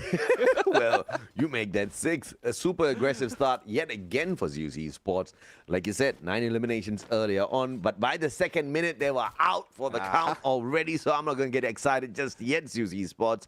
Jidoken bringing Brian right back in here. The battle between Anexados as well as Fox Gaming taking a little bit of a pause. And Zeus Esports going in for the chase. E7 Empire with White expanding that time turner. But now, where will he run? Not a lot of space to play for the defense. And John B with the flank gets the 7th point for Zeus. Again, we've got... maybe they've beaten the 2-minute mark, but this time, hopefully it's still not too soon, because still not at the 9 eliminations just yet, Nep. Let's see, though. Let's see. As the battle continues on the other side in Bloomtown, Tambris going against 787. Camo 120 FPS is slowing down a little bit of jitter in that gameplay, especially with 3s going against them. But the pickup has been done, but the split up might not work. There goes the thrill of battle being thrown in some of the players of Tambris just to make sure that they survive a little bit longer. And Domi would be taken down by M590 coming from Nick. And there goes a response coming from Chrono. But it seems like Tambris is the team that will be winning out on this compound. Tambris with a smooth takeover. But you better watch out. You better start crying. This is just on the opposite side of this hill, man. It's not going to be a easy fight for Tambris. But Peli Rojo being hunted down. White right behind Palmer. The instant revival, and Peli Rojo is a... Okay, all right. We got a little bit of a problem. Palmer trying his best. Cars ablaze. Peli Rojo still alive. Jumps right back. How in the world is this guy still alive? He gets another revive. And let's see, though. Let's see. Still going for the fight. Double revolver in hand and still at it and trying to survive. But unfortunately, he still managed to be taken down by Anexados. And that's a questionable move coming from Anexados right here. Most of the time, they get in for instant takedown. But probably it's the threat of vehicle. I don't know. I don't know how that is. But Anexados is losing on a few. But they can revive Brian, and they can continue on. They're slowing down right now. Not so much of pressure being brought in by Anexados. But speaking of pressure, here comes Zeus Esports taking down some of the players of Shinigami. 8th elimination, Neptune. We got one more. It ain't about the time no more. It's all about the eliminations now. It better be a 9th elimination and a consecutive 10th elimination as well, back to back. Then we'll know. Okay, all right. They're in here to play it a little bit better. Okay, all right. I think we're going to get more than 10 eliminations here, but Tambris again in a sticky little spot. This was the encounter that we were talking about. Could be a potential. Tambris is saying, Mustachio, why make it a potential? Let's just get this done. Nick, Pablo, VSK, Knock. Look at these boys run straight at them. Let's see. That time turner up in the air. No one's being saved right there. But John B almost being taken down. But David has been knocked down. QK Liver. They haven't confirmed that 9th elimination. But here comes Zombie and QK Liver from the other side. Hit it on that flank. Now, it's only 2 players remaining for Zeus Esports. And one thing about Solara is he can go for an easy exit, especially with slide rails. But I don't think Pablo would be let off that easily, but it's a good thing that revive has been done by John B. Yeah, but 9 eliminations though. The first team to get eliminated again. Zeus Esports trying to make sure history does not repeat itself so quickly that it gets a little bit too predictable. John B though has enough coins on a double revival, just making it impossible to wipe them off of this map so quickly. That drop right back into TV Tower possibly is not going to happen here. It's a 2v1 Tritex. And on top of that, they've got the electro therapy running in here as well. Basic therapy time. and Pablo gives them no chance. Instant elimination. Kappa's like, let me revive him first. I mean, you put in that glue wall on the wrong side, and now I'm going to get back at you. Kappa brings in their 7 elimination, but bro, they managed to break through that 9 elimination already. Oh, so yeah. I guess there's a huge chance for Zeus Esports right here. Yeah, I guess you could say that. It's that extra 1 elimination. E7 is still hanging on. Just like how they hung on, trying to make their way into the top 12, but some miracle they made it in. So maybe another miracle is still possible here for E7. This time, obviously, the benchmark is 80 points. You got to get there first in order to stand a chance to become champion. Do they get close enough? And it's not just about becoming champion, right? At the end of the day, yeah everybody walks away with some money, but there's still the second spot and the third spot. And there's a lot of money there, too. Exactly, but who doesn't want to get that 10,000 USD? So that's just the target. That's the motivation the team has right now. And same goes for T-Rex. They have been silent and just take advantage of that final moment. And this is a threat really for some teams right here. If they will not be taken out early, then that's when they can start farming points. Just unfortunate, but for T-Rex Esports, they only got only around half of the Booyah Takers, if not even less than half against Anexado. So let's see if they can pull off a different story for Rosario Central, though. Quick trade, but no pickup for the side of Fox Gaming, and Choco might be able to stop them, but unfortunately that nade misses into, and Kane and Into just splits up, and they might go in for a flank and take down Choco right here. Oh, Choco missed a big opportunity there with the timing of that grenade. If only he was a couple of seconds quicker. A double elimination for sure for this guy, and Fox would have had Rosario Central in palm of their hands, ready for the squishing. Fox with that revival. Rosario Central still split up, Neptune. This could be Dinoculus used as well. They've got the information to work with. Let's see, on the other side, we are seeing 787 going against Zeus Esports, and the struggle is still on Zeus Esports. They are being taken down one at a time, and they couldn't regroup just yet. Imagine if 787 was able to stop them, then that would be it for reign of Zeus Esports, making it difficult for them to grab as much point as possible. And there you have it. Zeus Esports, only 2 remains, make that probably 1 remaining, and I don't know what's happening with Zeus Esports. Aggression is on there, but once they have been taken down, that's where they had difficulty of regrouping. But like you said, man, at least 10 eliminations this time. Garena, though, Fox Gaming. They can't drop the ball this early. Chose to poke a bear called Rosario Central. And this bear knows how to poke right back. The bear also has a vending machine that Garena needs. Let's see if that's something that they can steal away. We've seen that done several times already. But for E7 Empire, White, the only one remaining right here, and Anexados is just on his toes.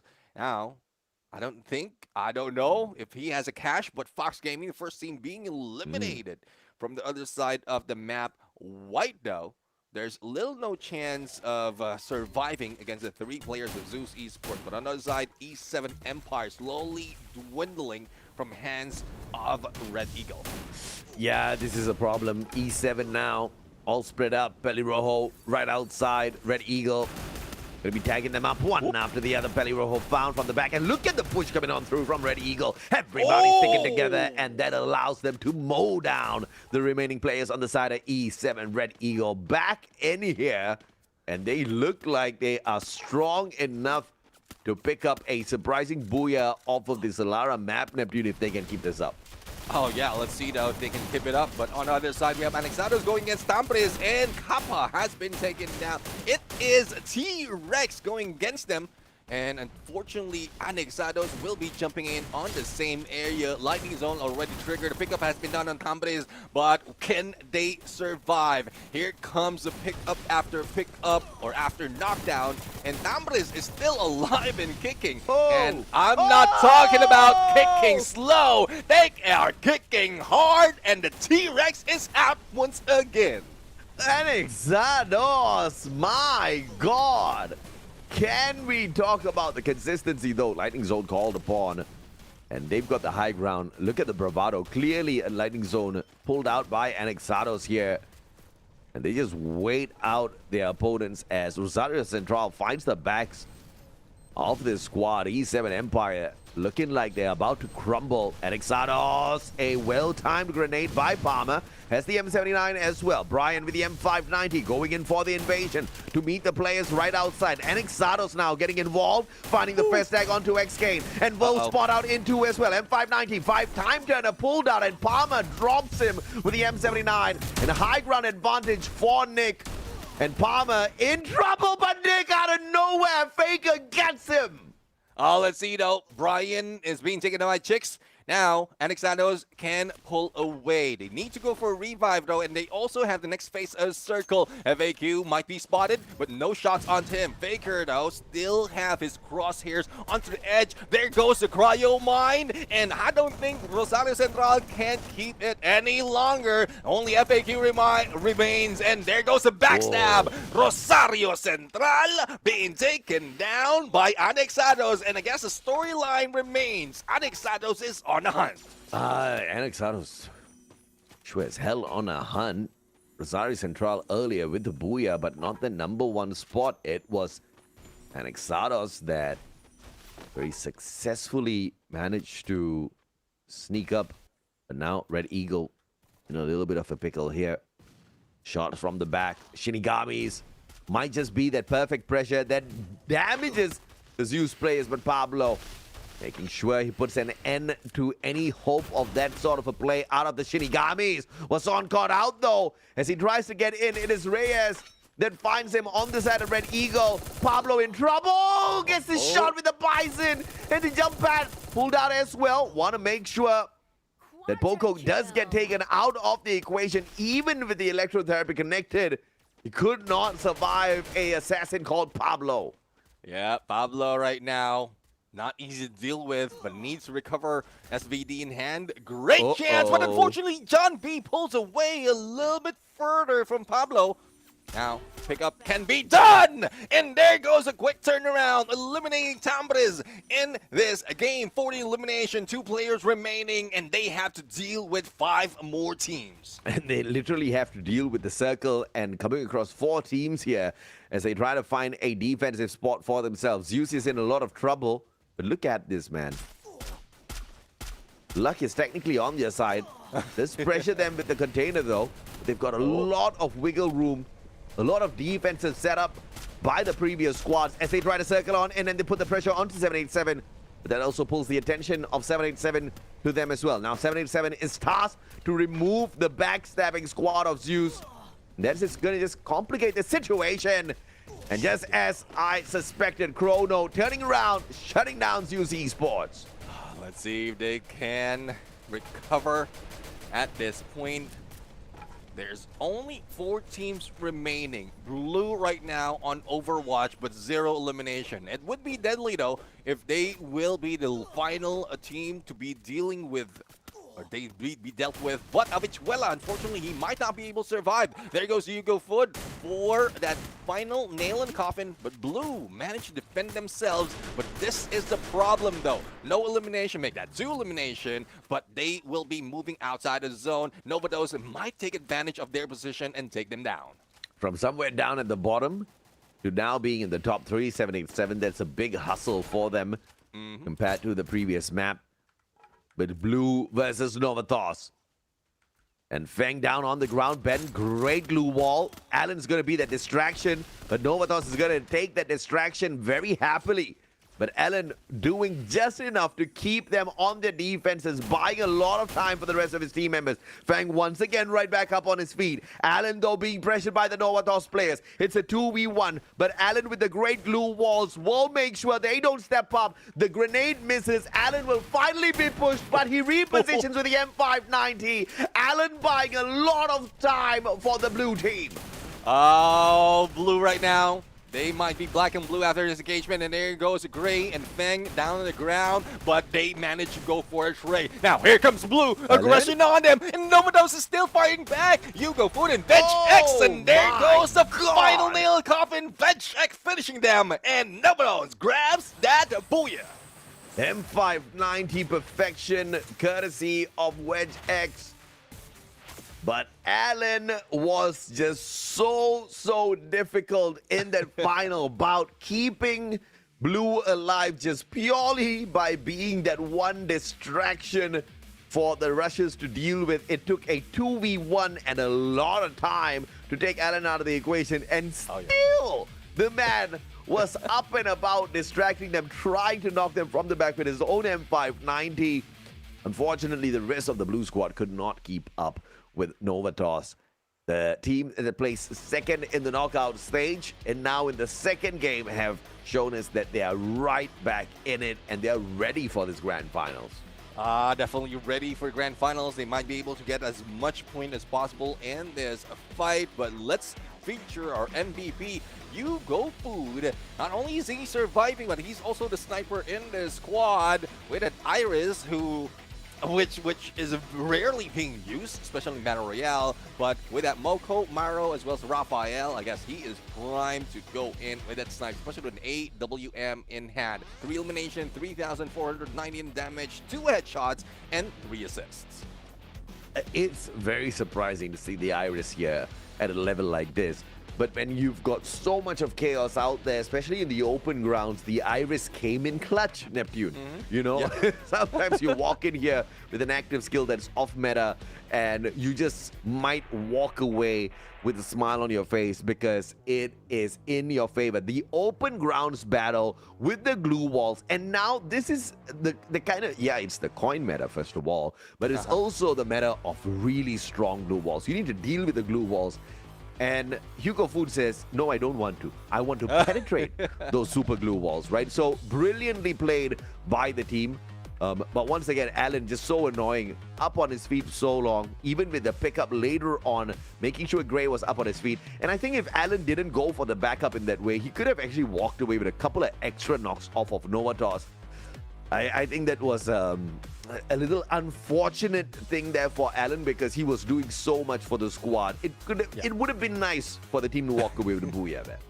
Yeah, definitely. I mean, at least they are getting closer right now. They are getting closer and getting a few of those points in because how it is right now, Team Blue can find that final circle. They got 16 in total in terms of placement point, and right here, this is where they did manage to at least bring themselves a little bit higher with 11 points. But halfway is not good enough, especially if you're going for that 80 points. 20 for both Novados, 787, as well as Zeus Esports. What? And, well, 14 elimination, bro. 14. What? Like that, Zeus is just ridiculous right now. Okay, they are not playing but doing a lot.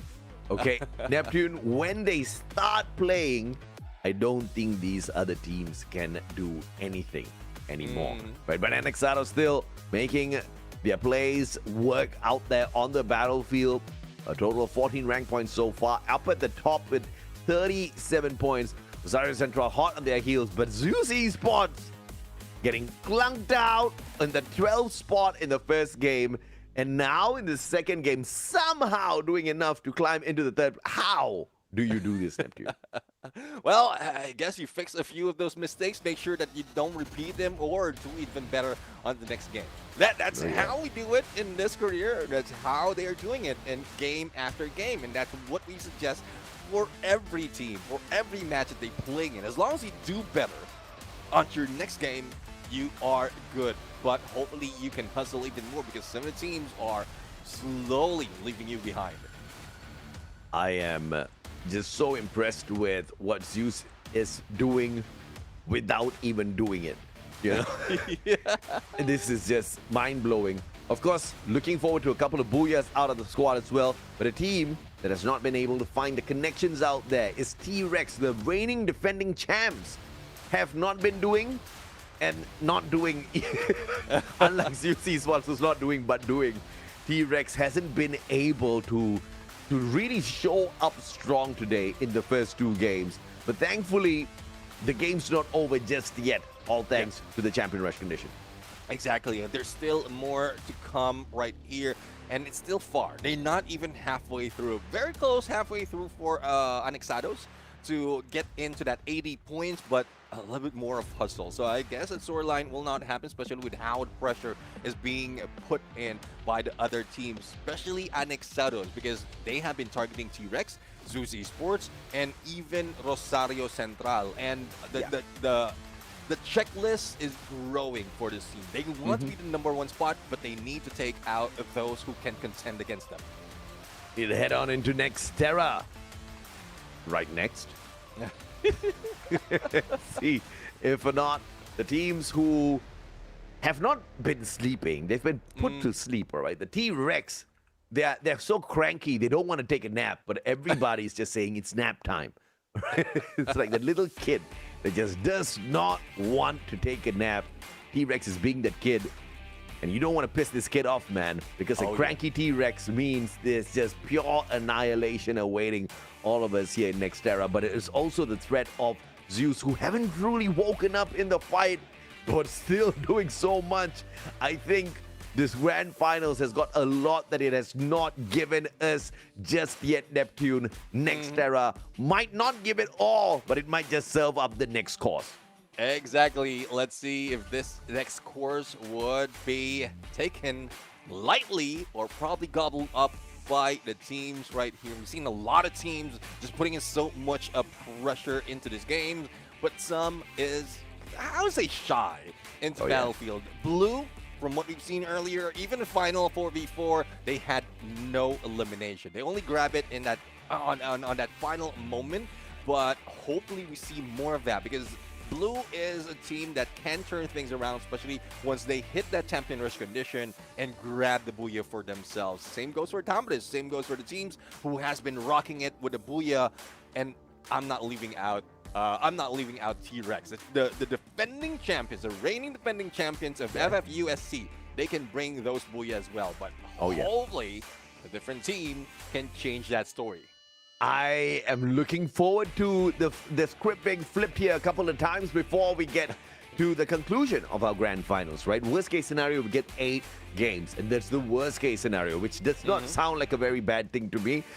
I mean, amazing games, so much of the storyline still left to explore. So if we are given the opportunity to get all the way into the 8th game, I will welcome it with open arms. But of course, I'm very sure some of these teams here want to end the day early so that they can walk away with the 10 grand and see exactly how they can spend it as we start this fantastic new year off with the grand finals here at FFUSC.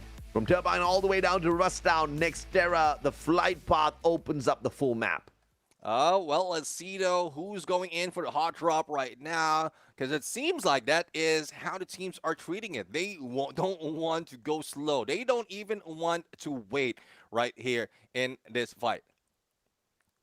Let's see if or not the players are going to be able to get out of this one, because T-Rex up against Blue very early on at TV Tower. Let's see what they can pull off. Well, let's see, though. So far, Blue and T-Rex a little bit early into this fight. Zeus Esports also seeing one, and there goes the first blood. On the other side, we have Anexados targeting Red Eagles, and I am loving this. No one is letting up. No one is slowing down. They want to get those points, and every corner of this map is seeing an engagement. Zeus Esports, though, they did manage to see 787 in this point, but there's a no takedown just yet, and they're just prepping up in for that push. But unfortunate for one of the players for Zeus Esports, another contender coming from Novados might be rocking against them. That pushes John B to go in for that backup. Veg X will be taken down. Kakaroto managed to bring him back in, and that's one thing. Zeus Esports, they found a threat onto the other side. They want to make sure that there will be no one following. Thus, John B switched over behind David and Pablo, delaying their approach against 787. But on the other side, Blue, quick revive as they battle in against Novados, but I don't think they will be given a chance. So, Anexados with a third elimination against Fox Gaming, and from afar, from downtown, there goes Garena with a VSK, but quick response coming from the players of Anexados. Garena will be picked up by Otaku. 3 players, 1 elimination, but Anexados is closing in. Oh my, Garena is unable to get out of this one. Anexados looking to rip away all the lives. And Fox desperately trying to scramble to find a vending machine here for themselves. Palmer, Otaku, Zeus Sports on the other hand is going to get run down here. 787 spotting them out.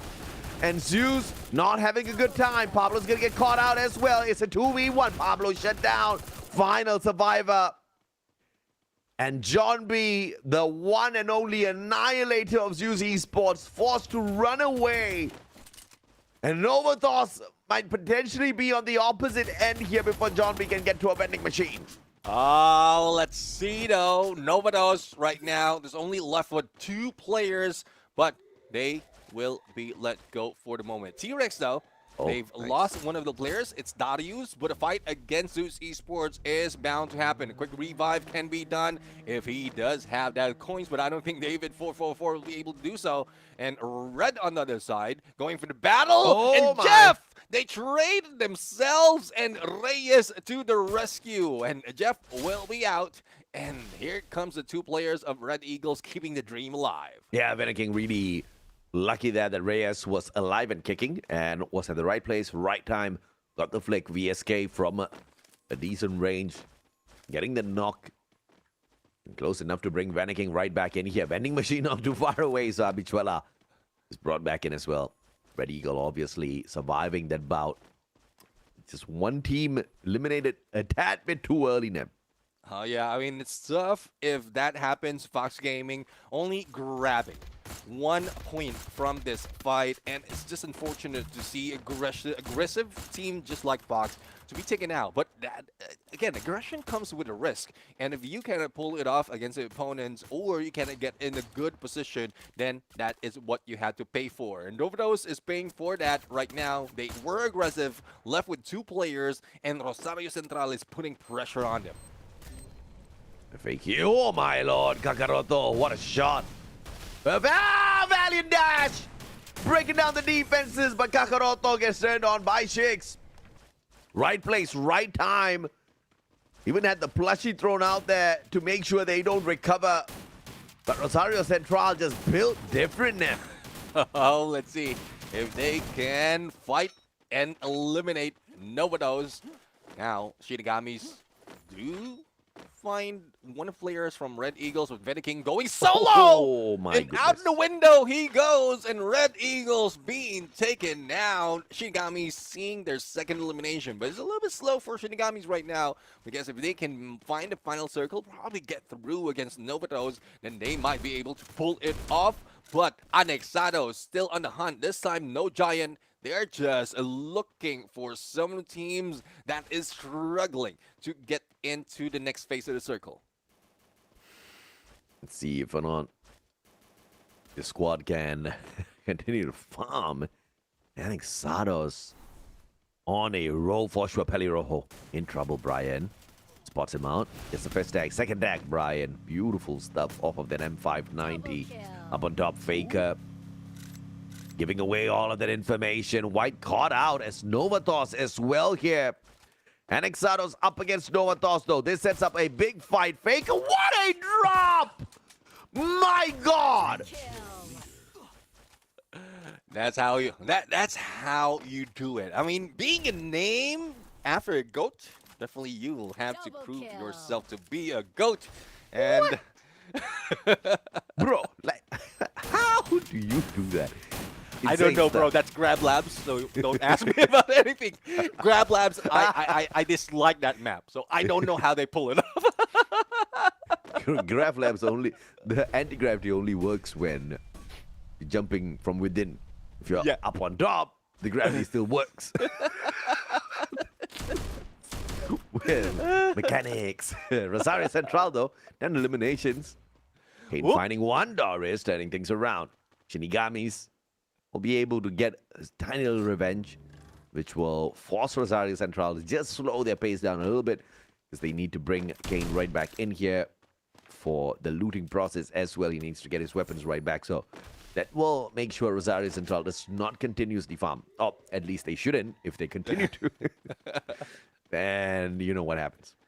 Oh, yeah. Let's see now. So far, we've seen Rosario Central with 10 elimination, 11 for Anexados. And a lot of teams are like getting in the farming spree, especially in this map of Nextera, with plenty of compounds to work with, plenty of vehicles that they have been using right here, and probably not so much breathing space once the blue closes in, but let's see if they can move in, because Rosario Central, as well as Tambres, even E7 Empire is already in the ground, but 787 might be able to go for backstab. Binoculars being used against them, but no open area, no open shot from 787, and I guess they just use the binoculars to make sure that they will not get into that place where Tambres is. Oh my!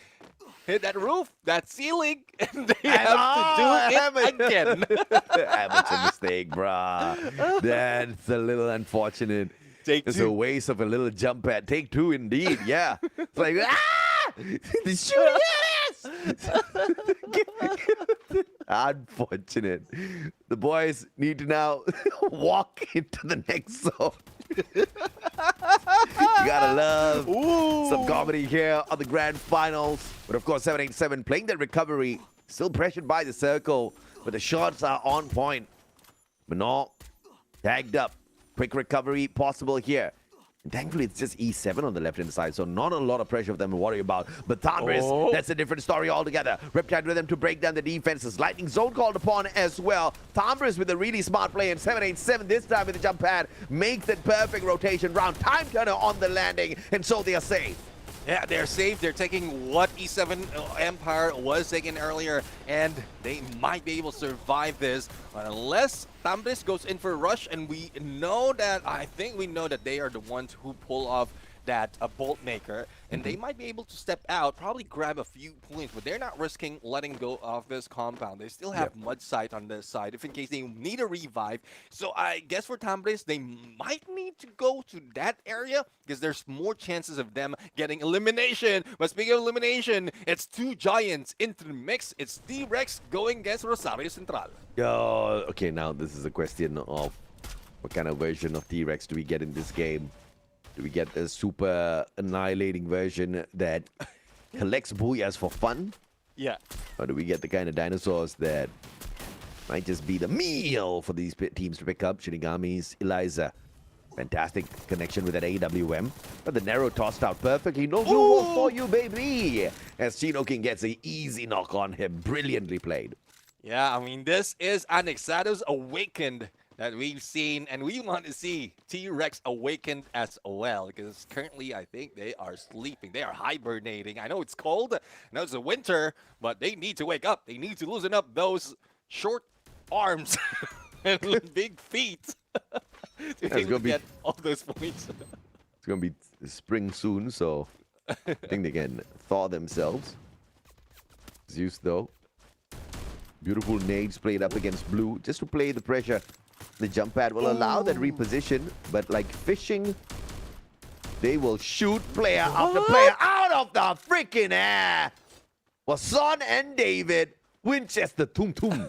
Easy plays. Just like that, they farm a whole squad. Zeus is unbelievable. Again, there's little there's not so much of wrong for the side of Team Blue, especially with the angle that they took in that launch pad. Because most of the time, if you're going in towards or away from the specific angle or for the same line as your opponents, that's where you are a target. But going against Zeus, especially with where they are placing, they didn't even change the angle of that launch pad. They were taken down the moment they land, or even before they jump up, because they are targeting from 4 sides or from 4 angles right there on the opponent. So Team Blue, hopefully they can fix that landing as well as that jump. But for Tambres right now, they need to fix getting those eliminations because so far it's only 0 for them for now. Yeah, Tambres should be able to wrap this one up. Easy, E7. No match for them as of this point. And the final player. Oh my. Zeus Esports interfering in this battle as well. That was an unexpected situation. They still do manage to take out the squad, but not without sustaining quite a bit of damage. Now Darius tagged up from afar. Plays on the side of T-Rex, desperately trying to survive here. 8 more squads. Too many players alive before we get to this next zone, and it's fairly far from everyone. Let's see if they can get into next phase of circle. Anexados already dealing with Darius, and this might be it. T-Rex being taken out a little bit early again. Though they are putting so much in terms of elimination, but T-Rex is not surviving that long. For Anexados, though, little bit would be an understatement. That's 17 elimination coming from them. But their next target is to get into the next vending machine against Rosario Central and bring back their teammates. Can Anexados actually do this? Activate the champion rush condition. But you know what, Neptune, what's so important is not getting to the champion rush. It's closing the competition off. Because Anexados USA, they're not really on a great track record right now because they're at the top of the leaderboard with not a single booyah. And we are in game 3 already. If they keep this up, I'm going to get nervous. I'm going to get a little nervous. But you know what? If they don't get a single booyah at all and they get their first booyah after activating Champion Rush, I think it'll be the sweetest way to win the competition. Well, let's see now. Let's see, Brian. Well, we'll need to wait it out a little bit more as the battle continues between Zeus and Novatos. But Novatos is missing one of the players. Now, let's see if they'll be able to pull this off.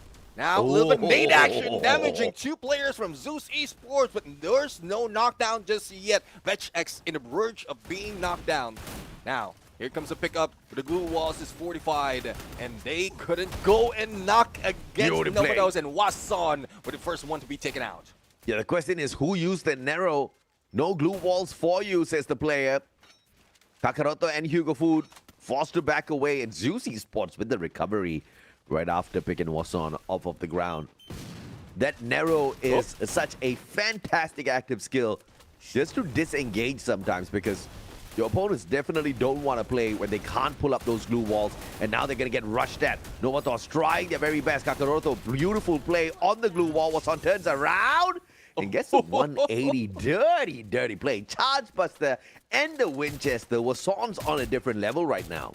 Wason was turned on right there, and let's see if they can do the same for the other teams in this final circle. 4 teams remain. Tambres on the rush and the valiant dash, and that ended the opponents quite quickly. Now let's see if they'll be able to go in for another one. Hopefully that valiant dash recharges because we want to see that happen once again.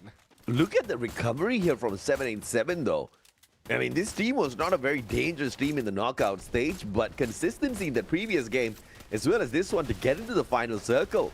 The first match at Bermuda was horrible for 787, but ever since then, they have been looking solid. Full squad, though.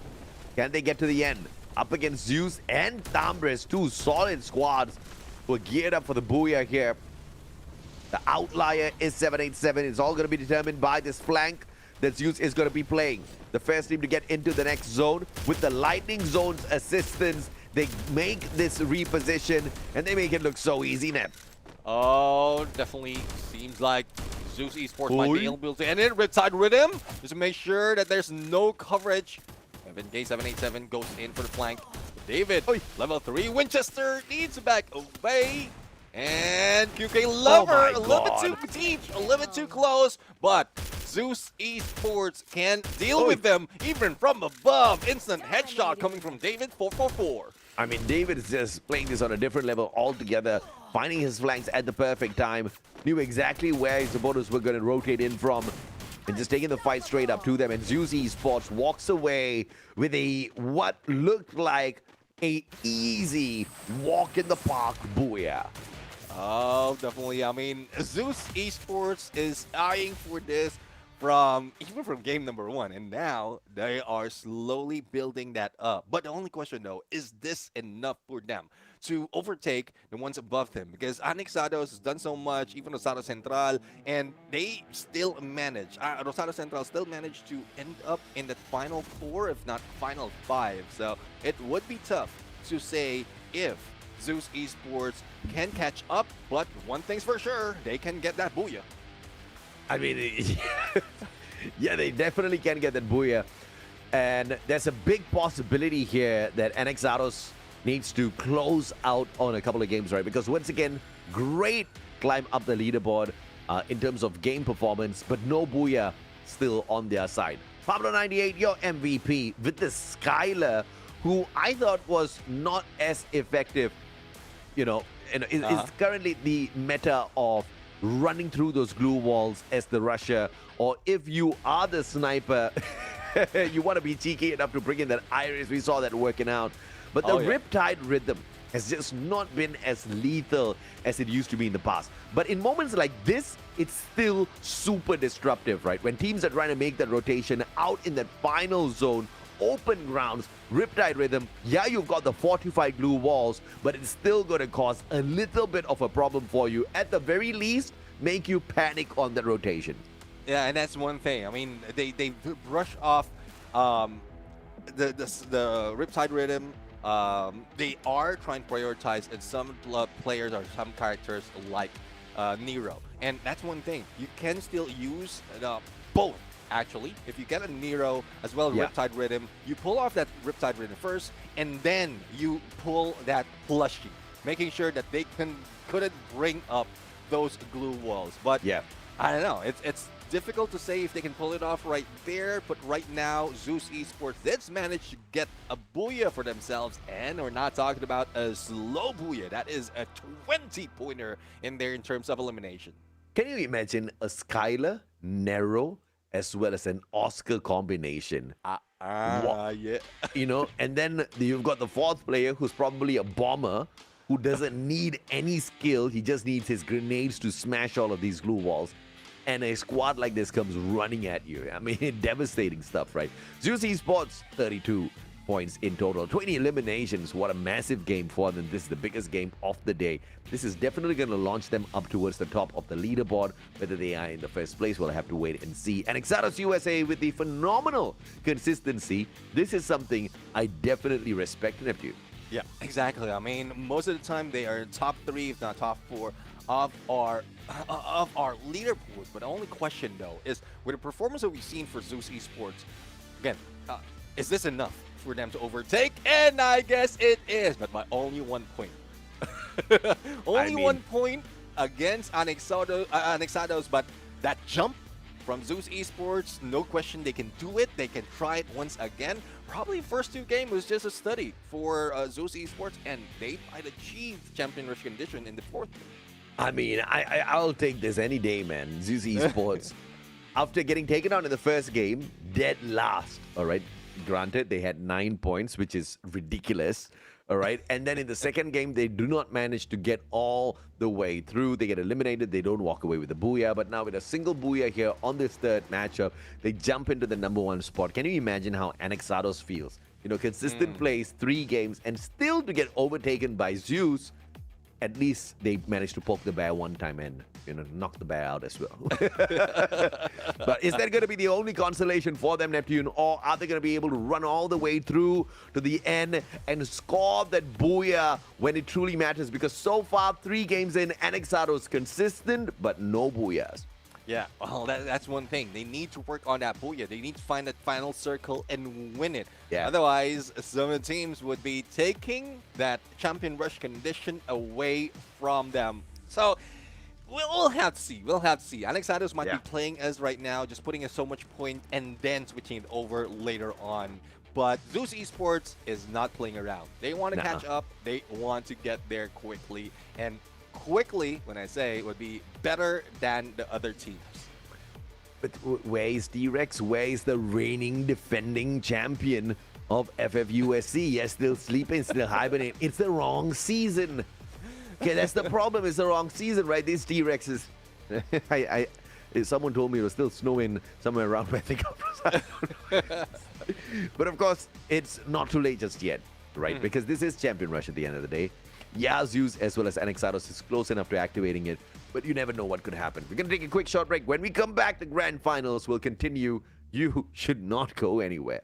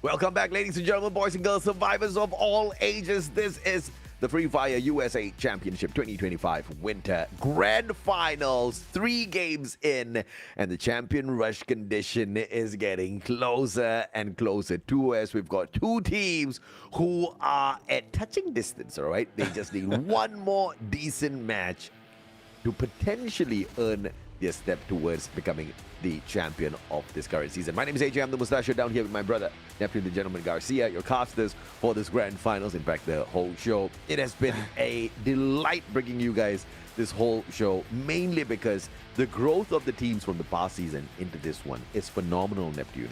I mean, last time we saw a couple of dominating squads. Now, the teams are clearly showing us that they are growing together with the game. Yeah, I did mention about domination because from the previous season, T-Rex was rocking that Booyah board overall, but right now it seems like they are being denied. And a reason for that is because the teams are aiming to reach 80 points. You did mention about a couple of teams, that is Zeus Esports as well as Anexados USA, which is around 20 points, 19 and 20 respectively, to get to that champion rush condition. Now, for those who don't know about champion rush, once you hit that 80 points, the following match, if you grab the Booyah, you will be declared the champion. But if not, it can go all throughout the 8 matches that we have, and we go with the standings on who's being declared the champion for this tournament. Yeah, absolutely. 3 games in once again, and we are looking at a potential of 2 squads close enough to touch the champion rush condition. Zeus Esports as well as Anexados USA. Anexados has been on a phenomenal top 3 run for the day.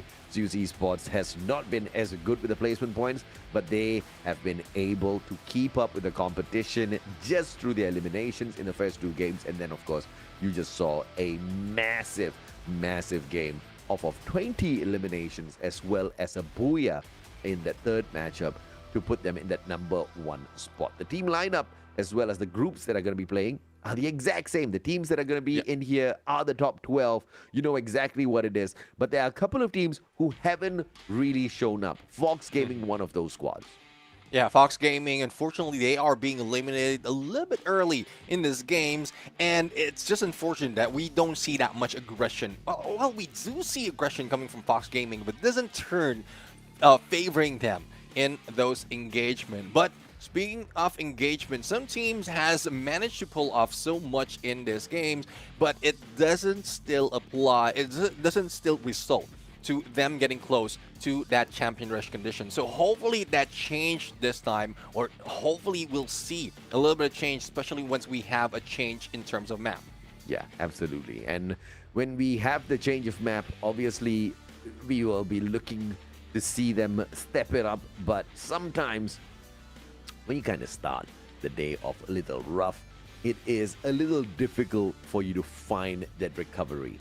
This is not the case for teams like Fox Gaming, who have proven time and time again that Kalahari is the map where they shine. Fox Gaming has got 2 Booyahs here, and they are the 3rd best squad when you compare everybody else. And as a matter of fact, 5 stars is part of the top 3 here at Kalahari. If you take 5 stars out of the equation, since they're not in the grand finals, you're looking at the team who's 2nd best to Rosario Central here on Kalahari. Fox Gaming is currently dead last in the top 12 here in the grand finals. So this game, to launch themselves right back into a play, might just be a blessing they're looking for.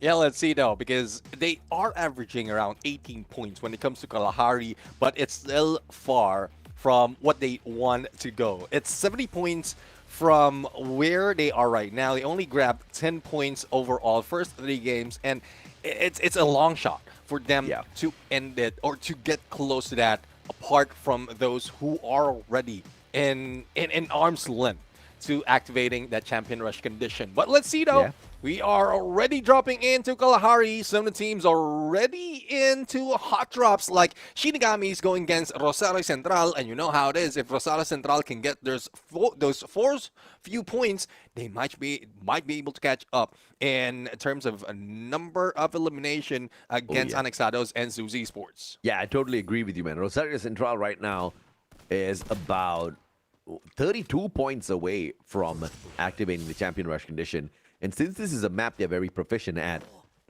they might just be able to do it right here at Kalahari. A 32 bomber of a Booyah is not something I would say is tough for Rosario Central. Should be fairly easy, but Anexadas, though, consistent so far. Will they get taken down by the blue squad? One final survivor. There is a vending machine in the area. And it looks like the survivor was not the final dot that we saw on the map, but he was already safely far away from the rest of the fight. And so we can't wait for Anexados to bring those revivals back in here in a little bit. Lightning zone, though, for Novatos to deal with in the battle up against Fox Gaming here at the command base. Yeah, it seems like Fox Gaming are the ones who pulled that off, and it has put Novatos stuck into one corner. Now, slowly, Fox Gaming already moving in. But again, we've seen aggression coming from Fox Gaming, and they're dealing with Novatos, a team that will not go down that easily. Great position coming from Yarowa, but Otaku a little bit too bold and managed to go in for that aggression. Make sure that VegX will be taken down. Pickup is not being done. Only 2 remains for Novatos, but here is T-Rex knocking on their door, stealing all those elimination, and Fox Gaming need to get away. Oh, T-Rex looking like they want to wake up in this competition. 64 points away from activating champion rush condition for themselves. Not looking like the reigning defending champions right now, T-Rex. A long journey ahead of them. They want to get back up to the top. Yarowa spotted out by Darius on that drop here. Double revolvers in hand. But up against a P90, he's obviously not going to get it. And Yarowa punishes him for that play. Darius dropping right back in here. Cheekiness will be punished. And unbelievably, the reigning defending champions are out early once again. They are the team that is new from that engagement after we've seen Novatos and Fox Gaming start with that. And unfortunately couldn't get that surprise factor against Fox Gaming. Thus, it left them being taken out a little bit early. Now, another contender is in here who inserted the coin is a new challenger against Fox Gaming, but as the elimination leader, I don't think they will be slowing down. They also have a little bit of insurance for some players. Yarowa will be spotted. Great placement of glue wall and still manage to get away. Oh, beautiful play here off of Yarowa. Kakaroto finding the opportunity from afar. Novatos in a third-party situation. In the battle between Tambris and Fox Gaming, Yarowa putting a lot of distance between himself as well as the Tambris squad. But he has to be careful here, rotating straight into Novatos. Obviously, is going to be deadly. Kakaroto again. This time it's Nick who gets a little bit too close. And Kakaroto will punish Yarowa. Kappa. Big play here if Yarowa can take him down. Just needs to circle around. Good glue wall. And Yarowa, one more shot needed. Drogon. Perfection. And Yarowa with a double revive. Drytex comes back in here for the pickup. Come on. But his own glue wall keeping him away from the pickup. Kappa tagged up. Oh! Yarowa for the double. And with the Drogon, Yarowa doing so much. And Drogon is back. We rarely see that go for the distance in terms of elimination, but in hands of someone like Yarowa, he doesn't miss. He doesn't drop a beat. 6 eliminations, Neptune. Oh, and yeah. That was a sick play off of Yarowa. Total presence of mind at every single point in that battle. And Exados too early this time round. They get eliminated, and it looks like this is not the game. They will be able to achieve that champion rush condition for themselves. And hence, that has been the luck of many a squad so far, ever since we saw the introduction of the champion rush condition, right? They get so close, and yet to get to the champion rush condition. And once they get there, to close it out has been so difficult. Yeah, I mean, especially with how teams are evolving right now.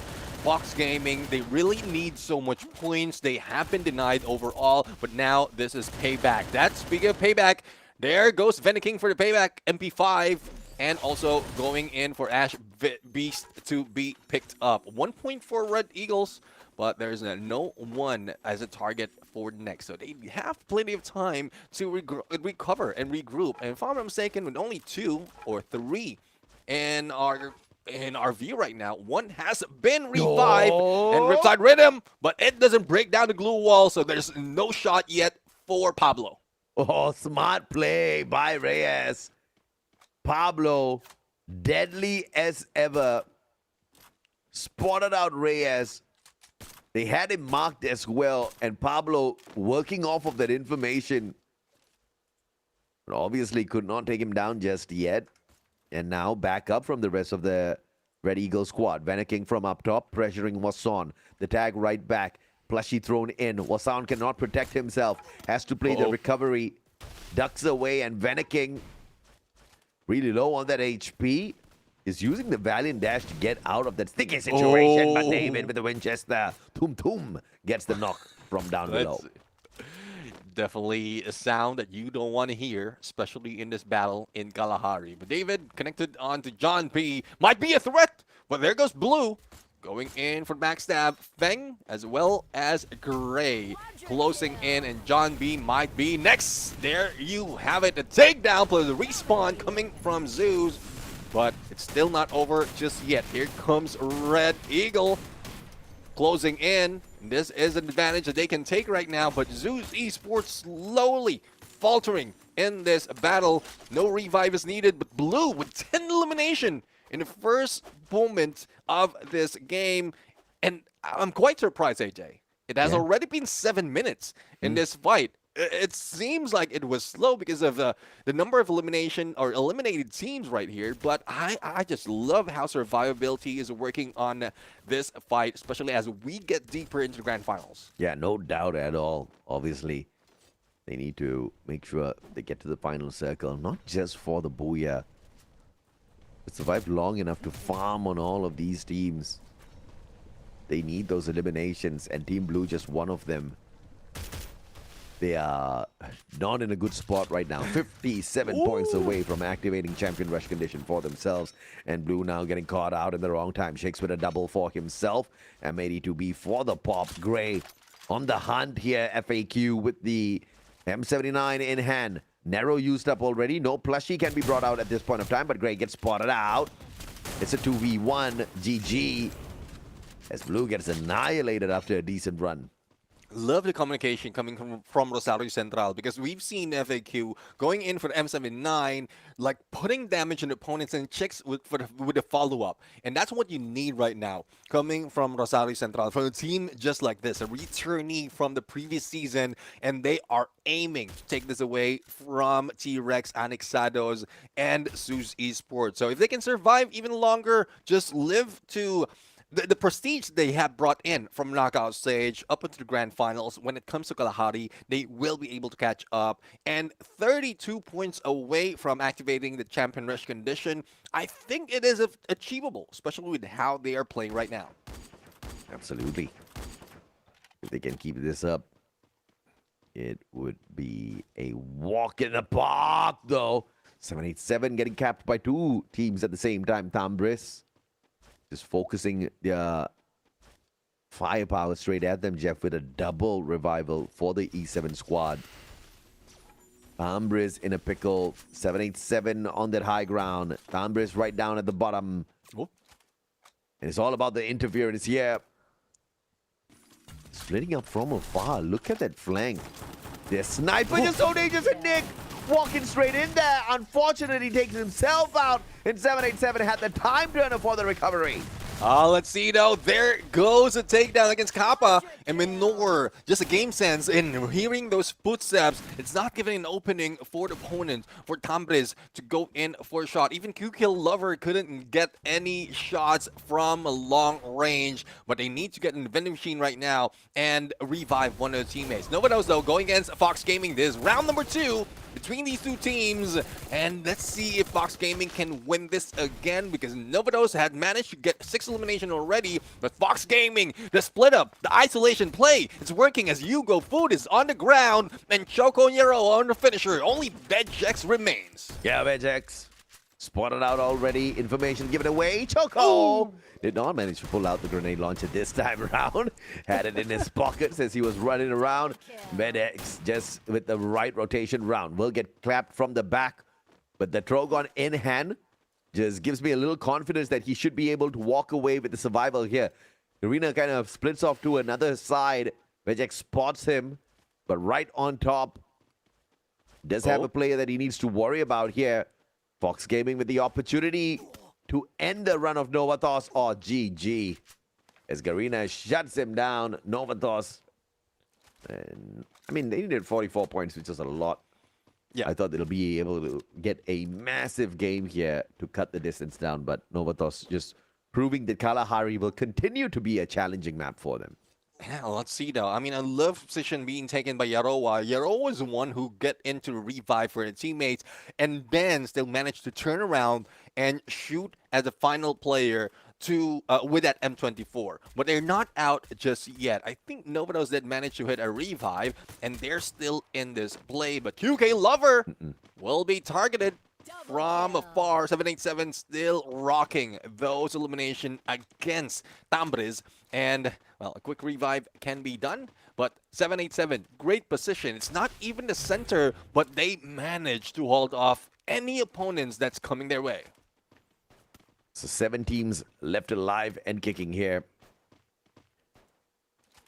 Unfortunately, we don't have a full confirmation of which teams are those 7. 787 though, speaking of 7, will find one dropping out from the air and they'll fish him out. Chrono, VSK, easy shots for him. Can keep running this back through days. As 787, the consistency of play of 787 getting towards the final circle ever since faltering in that first map has been very, very astounding to watch. And this is a team that struggled to make their way into the grand finals here, Neptune.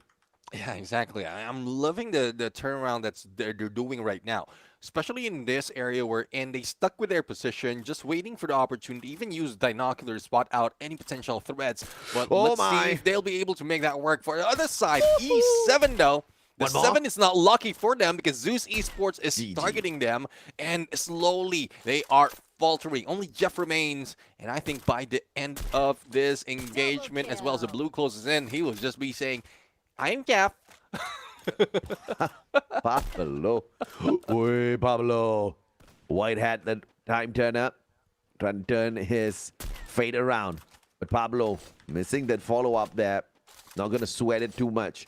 He knows Jeff is another easy picking for him, but now also has to worry about the player who's right behind, looking for the reposition. Has got a potential of a shutdown here. Pablo, missing an opportunity there. But will be forced to reposition. Oh, hey, no hook gun. Almost. Could have gotten punished there if the positioning was wrong for the side of Zeus. Let's see though. If they can get a better position right now, at least they can get a better hand. But they are in a good position because the shift would be favoring them. Same goes with Rosario Central. Now 77 needs to move. The only question is, will they be taking this zip line and they can get behind Zeus Esports, but they have to deal with the blue.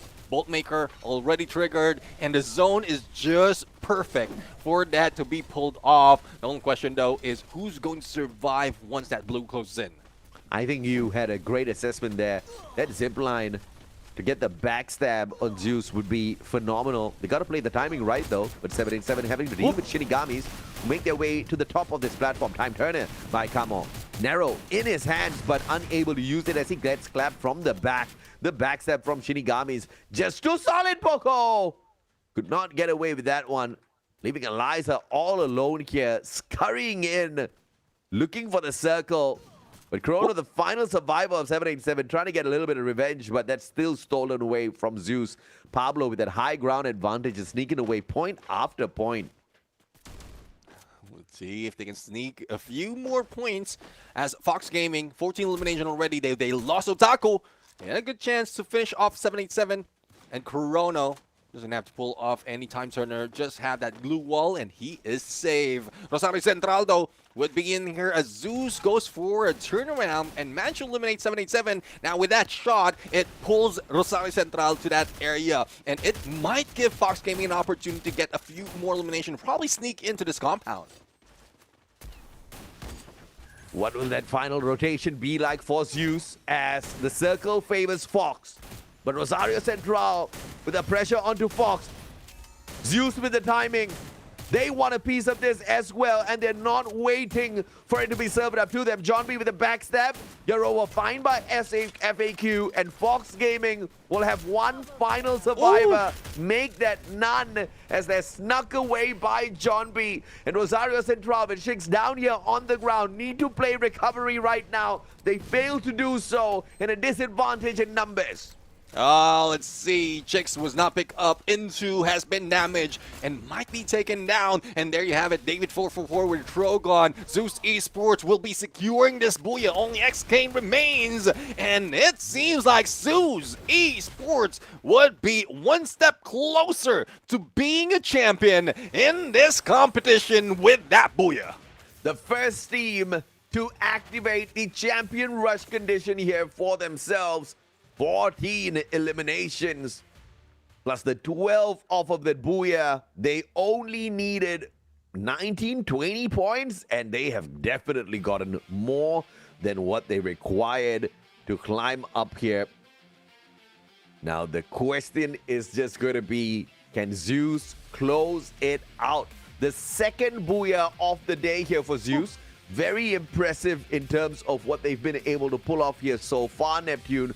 But the question has always been the same on everybody's minds.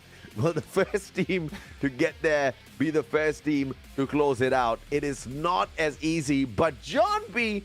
this time held back.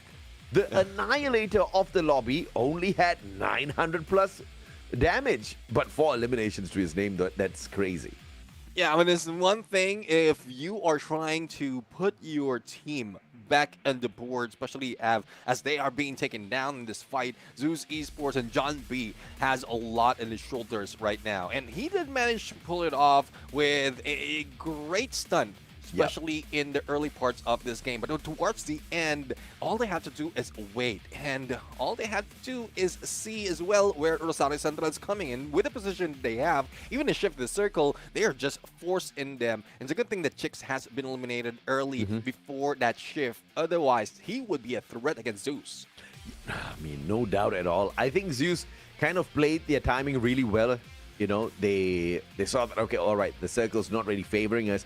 We got to kind of keep us one step behind everybody else, but also play the timing really well. And just when Rosario Central was getting into the thick of the action with Fox, focusing on finding a better position on the circle, that's when Zeus goes in for the strike, and they manage to walk away with a booyah. Fantastically done. A double booyah. In fact, a back-to-back booyah for Zeus Esports as they activate champion rush condition here for themselves. Oh, let's see though. I mean, it seems like it is getting heated right now.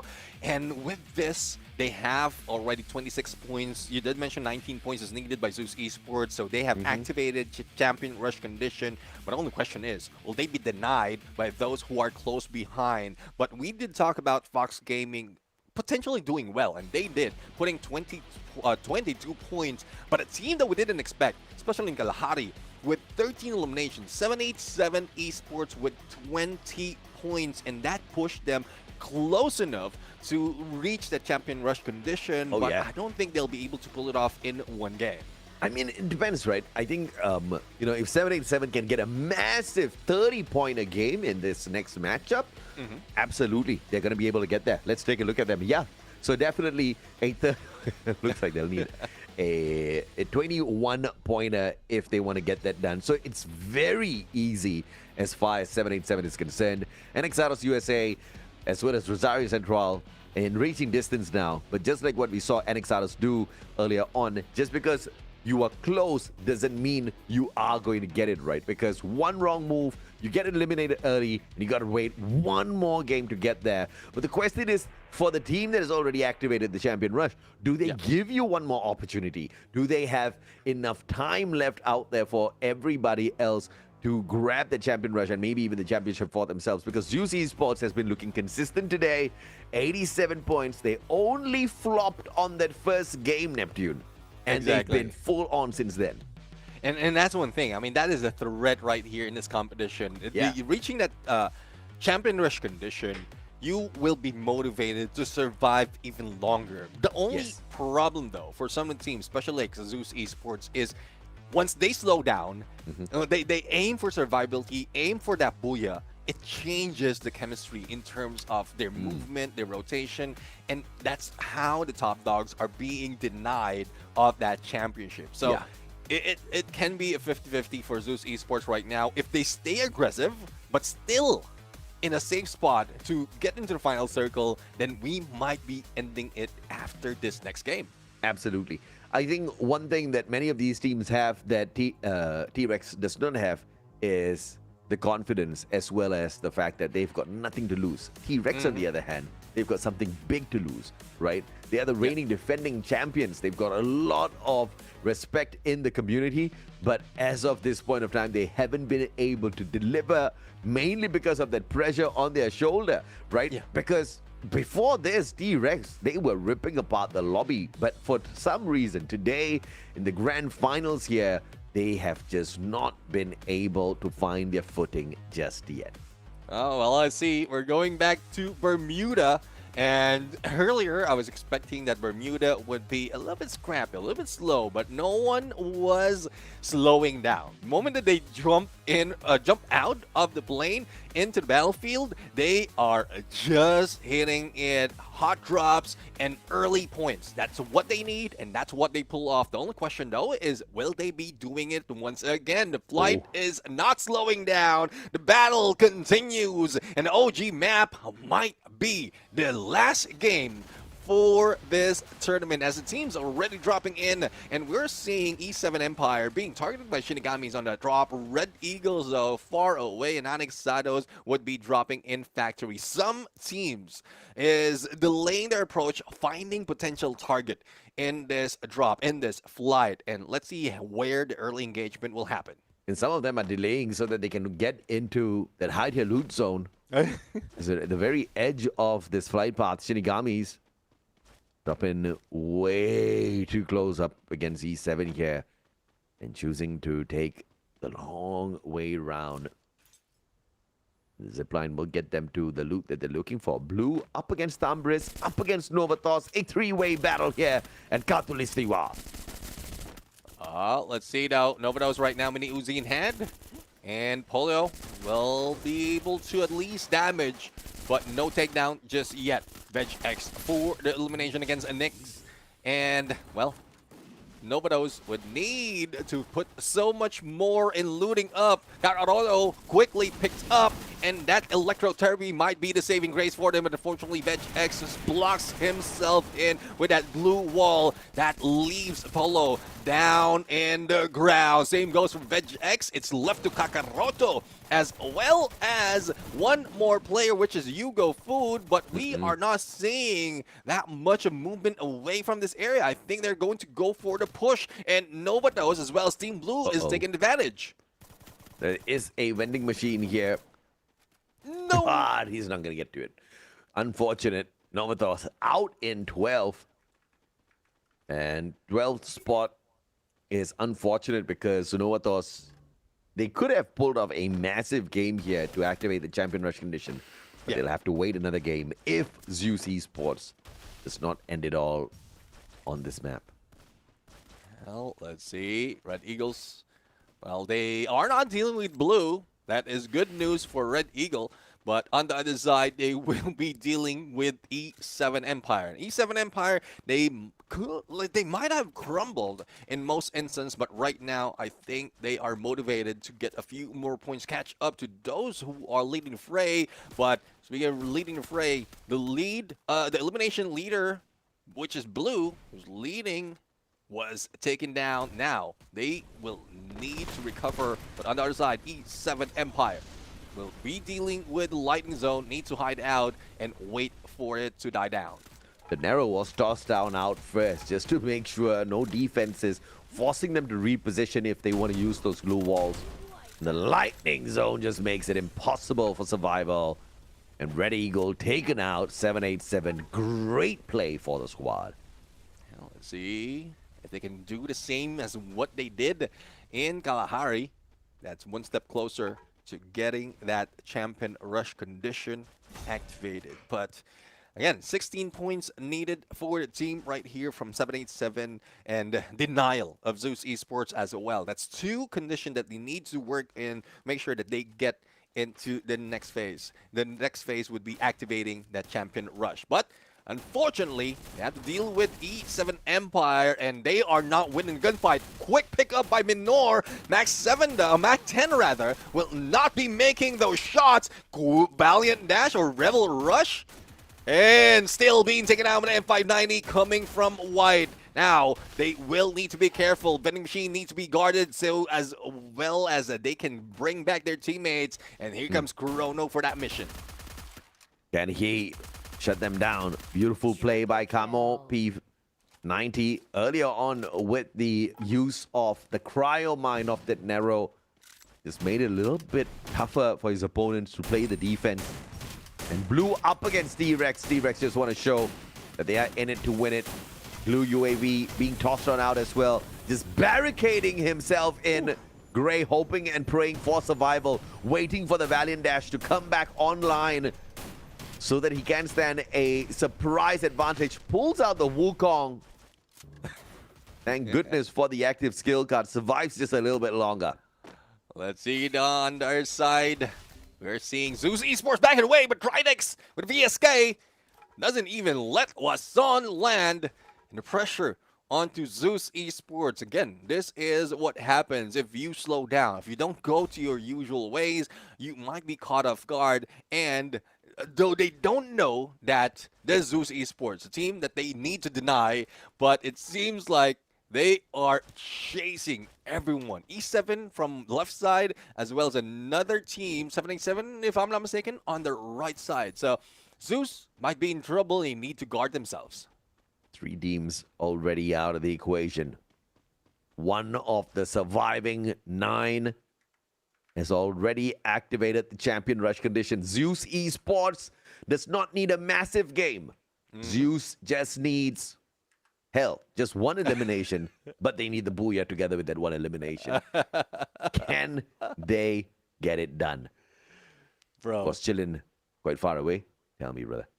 Imagine, final battle, Zeus Esports a full squad, and then everyone just went against each other, and that would be the winning condition. I know it's a little bit of a comedic, but if Zeus can pull it off, then that would be historical. I think they might just be able to do this, right, Alan? Oh, beautiful smoke keeps him alive. Valiant Dash, though. Narrow pulled out. Oh. And that's just going to be stopping those glue walls just for a couple of seconds. And Rosario Central, there's a little bit of an overkill.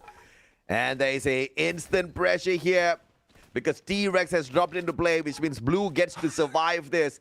T-Rex is going to keep Rosario Central entertained for a little bit. Oh, let's see. I mean, hopefully they keep Rosario Central entertained, but not similar to what we've seen earlier, because they were third-partying T-Rex, but they're the ones who are falling down. And since they don't know it is Rosario Central, all geared up, all prepared as well to, how to say, get that Booyah activated, that champion rush activated, it might be tough. But player JK not in position to get those shots in. Try to go for an angle wherein he can make those shots, but Chicks is doing the same thing. The moment that he spots that drop coming from player JK, he might be the ones going down. But FAQ, though, has been taken down with that M590. The rest of the squad rushing through. And I think Rosario Central will be given that opportunity to win this fight. And T-Rex just, I mean, they're trying. They're very far away from champion rush condition, all right? T-Rex needs 61 points. But it's a good start. 9 points in the hand. Make that 10. As Bolakan scores the elimination with the M590. Blue, on the other hand, looking for the champion rush condition a little bit closer than T-Rex. Oh, yeah. Only 46 points needed, but still quite a lot for Team Blue. Yeah, I mean, it's a lot right now. They did manage to survive, get a lot of elimination from earlier, but going against two players right here from E7 Empire is deadly. Recovery onto Feng is good. Now, all they have to do is wait up, as well as check how well he can get into the next phase of the circle before it closes in. Well, Time Turner's going to keep him alive and kicking for a while. But Tom Breeze mowing them down one after the other. Otaku caught out. Choco ain't going anywhere. He goes down on the ground as well. And there's just that opportunity for the jump pad. But these boys are just lethal on the drop. Yarova out as well. Drytex. Tambris has just amped up whatever aggression they are bringing out there on the battlefield. And Fox Gaming cannot keep up with it. Well, let's see if they can bring them teammates back. Anexados is trying to do the same thing. Only one remains, Brian, but a little bit too far and a little bit too broke. For the Saro Central, they might be able to make it onto the next phase of the circle, but they need to regroup. Chicks, a little bit too far after engagement against T-Rex, and that's one thing. If you are dealing with the champions or previous champions as well as the dinosaurs, you would need to be careful. Fox Gaming eliminated, but not too early though. The only question is, have they put in a few more points compared to from the last? Well, Akan almost went for a back-to-back there. Pick up. Oh, beautiful play. Cryo mine from afar. Tagging up those players. Revealing their positions. And just making sure no extra glue walls are going to be pulled up. Valiant Dash breaking down the defenses, but Bolakan unable to just follow up with the M590. Circles around. Does manage to get the knock, but White from afar will trade him out. Recovery from T-Rex is obviously instantaneous here. At the very edge of the zone. It's playing around at Rimnam Village. 14 eliminations strong. Well, I guess T-Rex is finally woken up.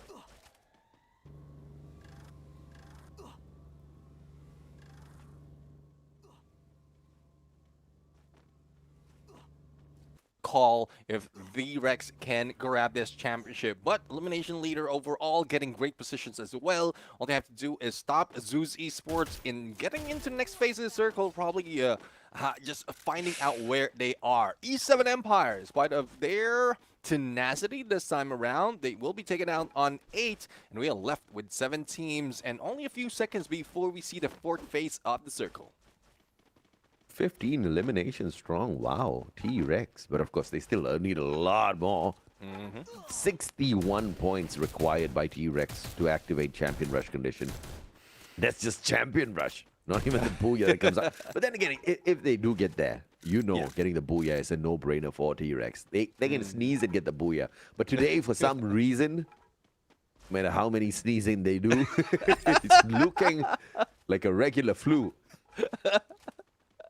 Well, let's see. I mean, you know how it is. If the T-Rex sneezes, it comes a roar after, and some of the teams might be rattled if that roar comes in. But as we look into Zeus Esports, the team who is playing it quietly, Anexados just jump in a rooftop and no challenge, no contention overall just yet. I guess what Anexados is playing at right now is for placement, and though they lost Faker in the process, they might not be able to revive him. So all they have to do is wait it out, and great position for them. But also on the other side, especially with player JK on high ground, Clock Tower, they might be the target of that sniper. This is a big gain here for teams like Rosario Central, who are trying to get this Champion Rush condition activated for themselves alongside Anexados N787. Not a lot needed, Neptune. And it is very much possible for them as they are still surviving. But the problem here is Rosario Central and Anexados both vying to activate the champion rush condition, but they will be forced into an engagement unless, of course, Tambris can make it easier for Anexados by distracting Rosario Central initially. And obviously, you know how the third party favors the team that plays the timing right. Yeah, let's see though if they can play this timing right once again. Zeus Esports, still a lot of hope. Still looking for that final opportunity into this battle. The only question though is, can they survive longer? Can they pull this off? Otherwise, we might be seeing another team stepping into the fray in terms of getting that champion rush condition activated. But still, the Blues closing in, a lot of trouble on the outside of the next phase, on this phase, and Zeus Esports is getting close, but the lighting zone might be a threat for them.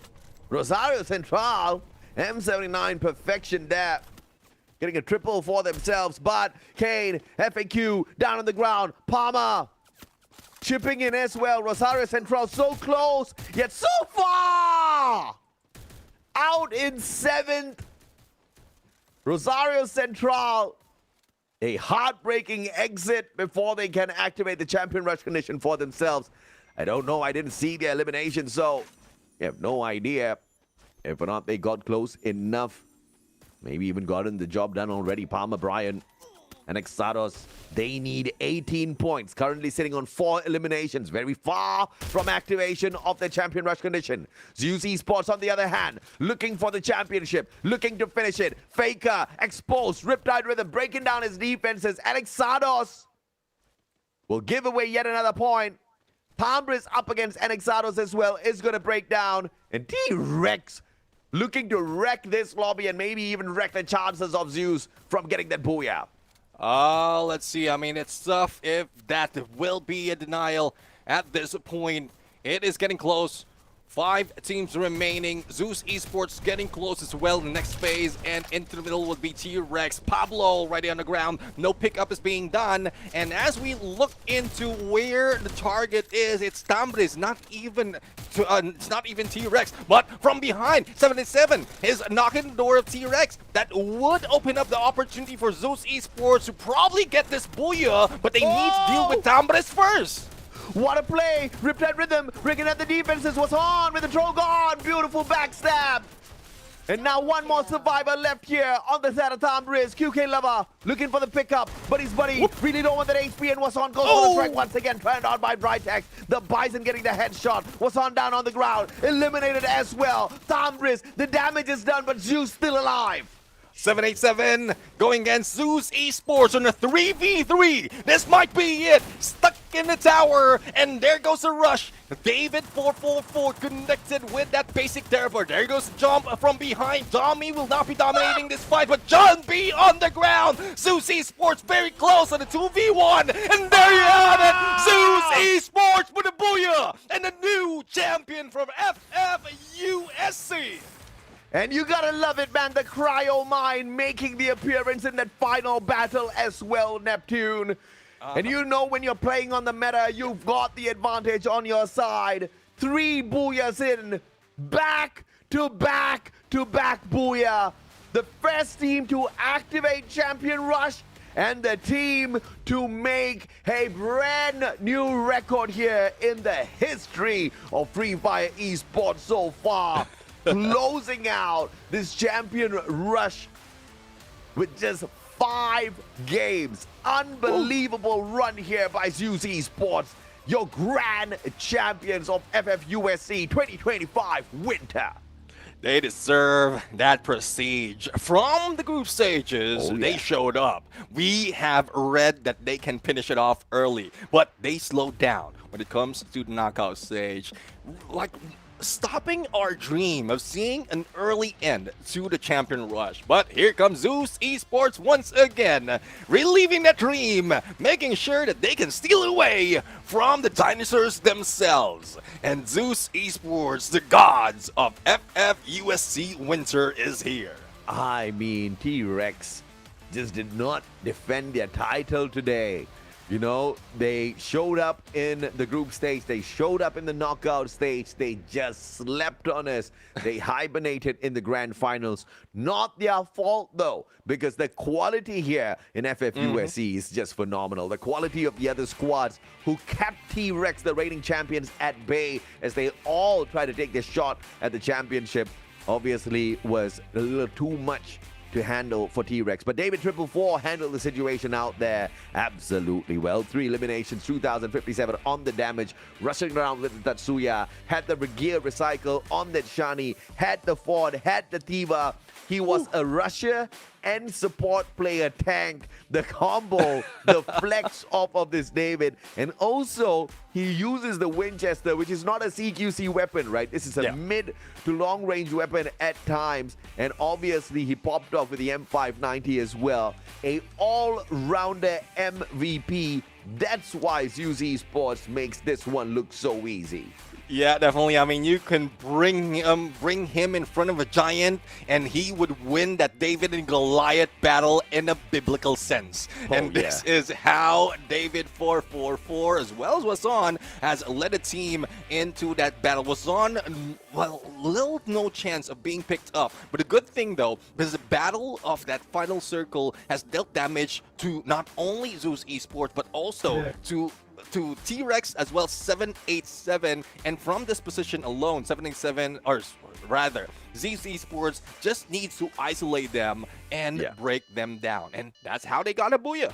Yeah, it was a very smart play from David here as well, because he had the Tatsuya, the Rebel Rush, and the moment he spotted out 787, there was a grenade launcher on the side of 787. What does he do? He uses the Rebel Rush, gets straight underneath of them, and therefore there's no longer any angles that 787 gets to play up against him. And he was that survivor that put so much of pressure on 787. If he had faltered, if he had made that mistake in that one engagement there, it would have been over. And Zeus Esports, cool, calm, collected, not super aggressive in this game. 10 elimination points is so not like Zeus Esports, but they were just going in there for the guarantee. A back-to-back-to-back booyah, triple booyah, and in 5 games, they bring the competition to an end. What can we say, man? FFUSC built different. Zeus Esports definitely looking like the gods of FFUSC right now.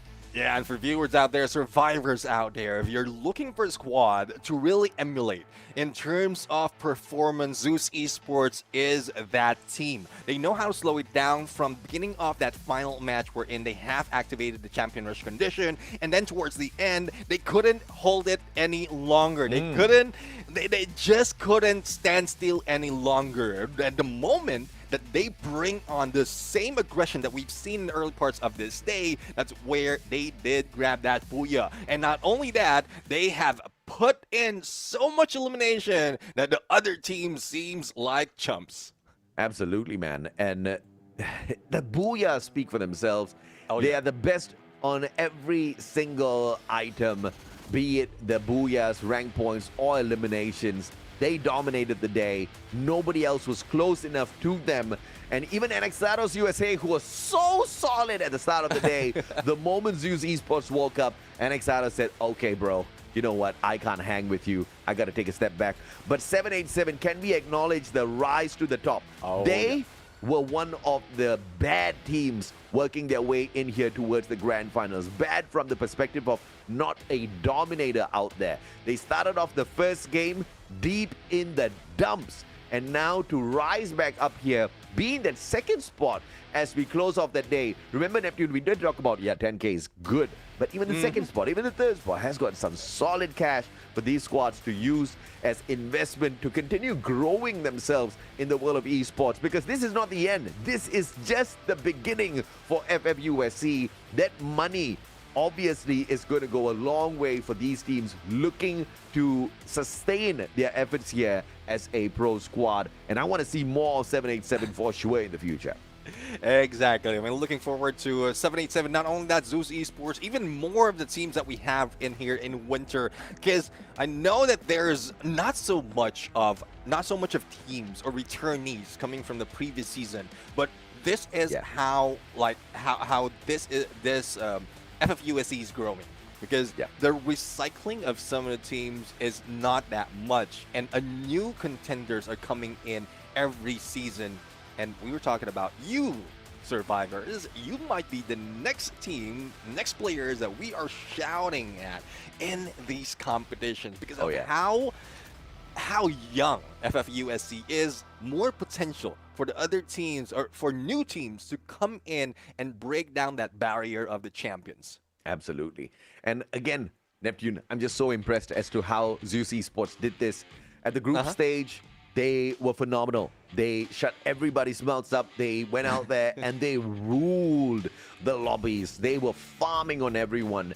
And then at the knockout stage, they made us forget them. And even as they made us forget them, they were still in the top 5, which I said at the start of today, this grand finals day, was very impressive from Zeus at the knockout stage. And they stayed hidden. They got the heat off of their backs because there was no longer a big bullseye on their backs. The bullseye was on teams like Nova. The bullseye was on teams like T-Rex, right? Rosario Central and Exados. And Zeus was just that team where everybody thought, okay, all right, they got lucky. They got lucky in the group stage. And yeah, they showed exactly how lucky they are. Back to back to back booyah. 3 booyahs in a row. You can't deny supremacy like that. You can't deny consistency like that. You cannot deny an ass whooping like that, all right? Zeus Esports, well-deserved championship. So impressed with the consistency out here today.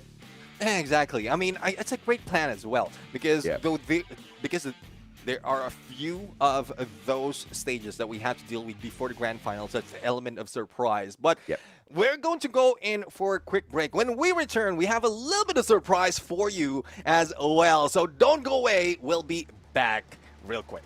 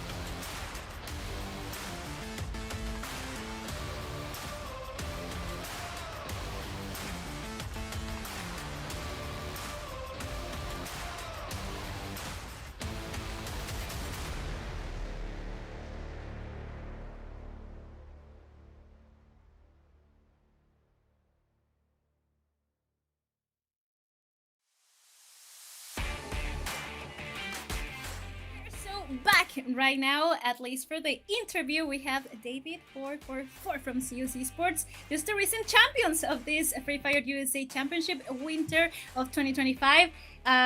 Right now, I'm speechless, honestly, for the way this ended. I'm so glad to be with you guys. Neptune, AJ, how are you guys? We are just so ready to welcome David. So, do you have any questions? I absolutely have some questions, David. I mean, first of all, man, congratulations on the phenomenal victory here at FFUSC 2025 Winter. First of all, please say hello to all of your friends, your fans, your family members, and tell us how you feel after dominating the finals today.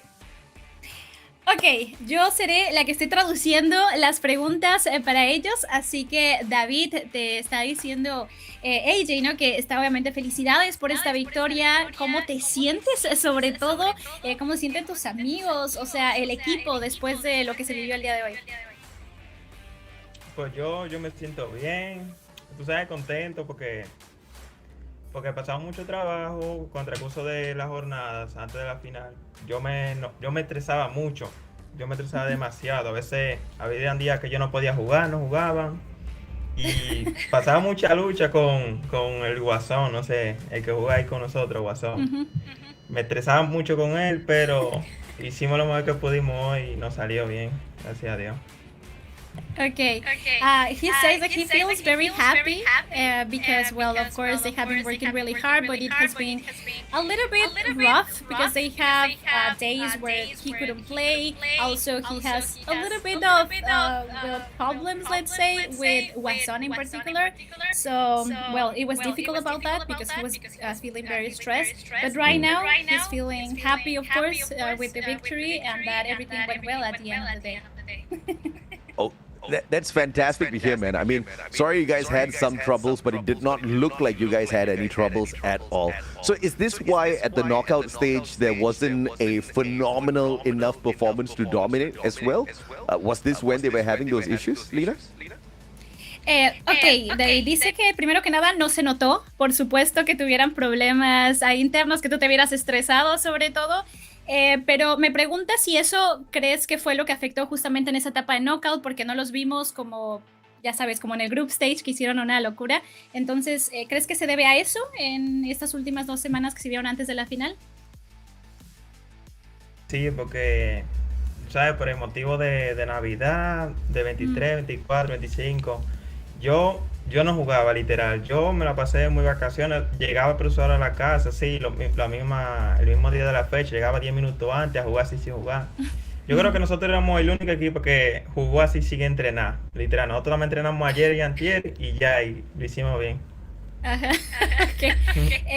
Okay, he said that, yeah, definitely it was a really, well, important factor in the knockout stage.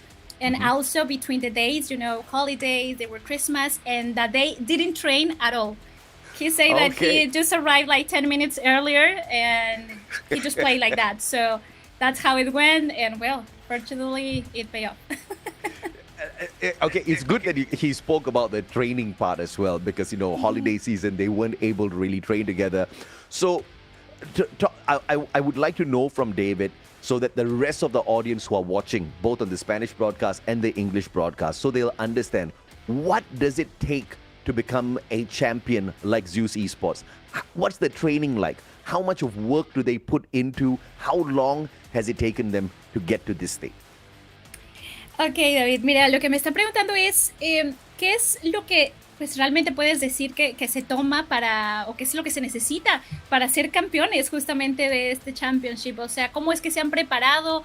¿Qué es lo que los llevó a conseguir esta victoria justamente? Pues yo diría, lo que nos daría ventaja es así, para hacer lo mejor que podamos, es la confianza, tratarnos bien, todo, aunque los momentos malos siempre terminar bien, o sea, llevarnos bien, entendernos y, o sea, ser tranquilo jugando, o sea, no verse loco, y hay que jugar en equipo obligado, porque si hay, por más bueno que sea, si hay un jugador que juega individual, le va a afectar el equipo completo, y entonces yo creo que por eso fue que pudimos salir campeón, porque jugamos mejor que nunca, literal. Ya, definitivamente lo notamos, pero okay, he says that it takes a lot of confidence, of course, and Yes. also treating each other well, because despite the problems, like issues that you can have, at the end of the day, they are a team. So that's what it matters the most. Yep. And well, just that they just have confidence and they feel pretty good playing, and that's how they play an outstanding way in this final. Absolutely. I mean, teamwork clearly makes the dream work. Without the Yeah. chemistry, without helping each other out, there's no way you can dominate out there. And yes, absolutely, because individual skills all throughout the whole Zeus Esports. We've got one final question for him. It's not really a question, Lena. They are the champions now. Everybody knows Zeus Esports. Now it is solidified officially that they are the champs. Do they have any shout out for their fans who are watching? Ok, bueno, ahora creo que todos los conocen, no hay duda de quién es Zeus Esports, de quiénes son ustedes. Entonces, a ver, ¿hay algo que te gustaría decirle obviamente a los fans, a la gente que pues los ha estado apoyando, incluso pues no sé, amigos suyos, familia? Y yo también tengo una pregunta personal que agregar a eso, es ¿por cuánto tiempo llevas jugando tú y con el equipo? Yo, en el competitivo, yo tengo como algunos 5, 6 años ahora, como en 2026, comencé competitivo en cuarentena 2020. Y con el equipo, con Pablo yo llevo mucho jugando, en verdad. Porque yo jugué una liga pasada con él, en el anterior equipo que yo jugué con él, pero con John y Guasón, primera vez que comparto equipo con ellos, pero todo cool. Ok, ¿y qué tienes que decirle a los fans entonces, a toda la gente que los está apoyando? Los fans, los amigos así que estaban jugando también equipo contrario, apoyaban, o sea, nunca hubo crítica, pero ahí hubo unos equipos, que no lo voy a mencionar, así, que estaban jugando la competencia también la final, que cada vez que nos mataban, ellos me enviaban videos así como que malo, que esto, que el otro, que ustedes son más malos que nosotros, ¿no? Y yo también decía que tranquilo, que por más bien que ustedes jueguen, en la final es que se tiene que hacer lo bueno, o sea, lo bueno. Porque nadie te va a hacer buen trabajo en la jornada semifinal, cuando en la final no hagas un buen trabajo, ¿tú me entiendes? Porque en la final es que pasa todo. Y sí. Ok, muchísimas gracias, David. Entonces ya para despedirnos, bueno, voy a traducir tu respuesta. Okay, so he says that, well, of course, thank you for the support for all the fans. It has been a great long. And also, he wanted to show off a little bit, just saying that some teams there were just sending messages to him like, hey, you are so bad. And at the end of the day, he say, I will be just calm. Let's do our thing and let's just win all. So that's what I did. And also, I asked him about how long he has been playing individually and as a part of the team. And he said that he has been playing 5 years, well, 6 now, since he started in 2020. And also with Pablo, it was like the long teammate that he has from before. So yeah, that was it. Awesome stuff. Glad to hear that. I mean, responding to the trash talk with a little bit of performance out there. Yeah, I of mean, course. that's the best way to do it. Once again, congratulations, David. Congratulations, Zeus Esports. You guys are the champions of FFUSC 2025 Winter, and you guys did it in a phenomenal fashion. Ok, David, pues de nuevo hicieron un trabajo sorprendente, son fenomenales. Creo que escucharemos más de ustedes en el futuro, sin duda alguna. Así que la mejor de las suertes y bueno, felicidades por ser los campeones de esta edición. Nos vemos. Bye. Take care, everyone.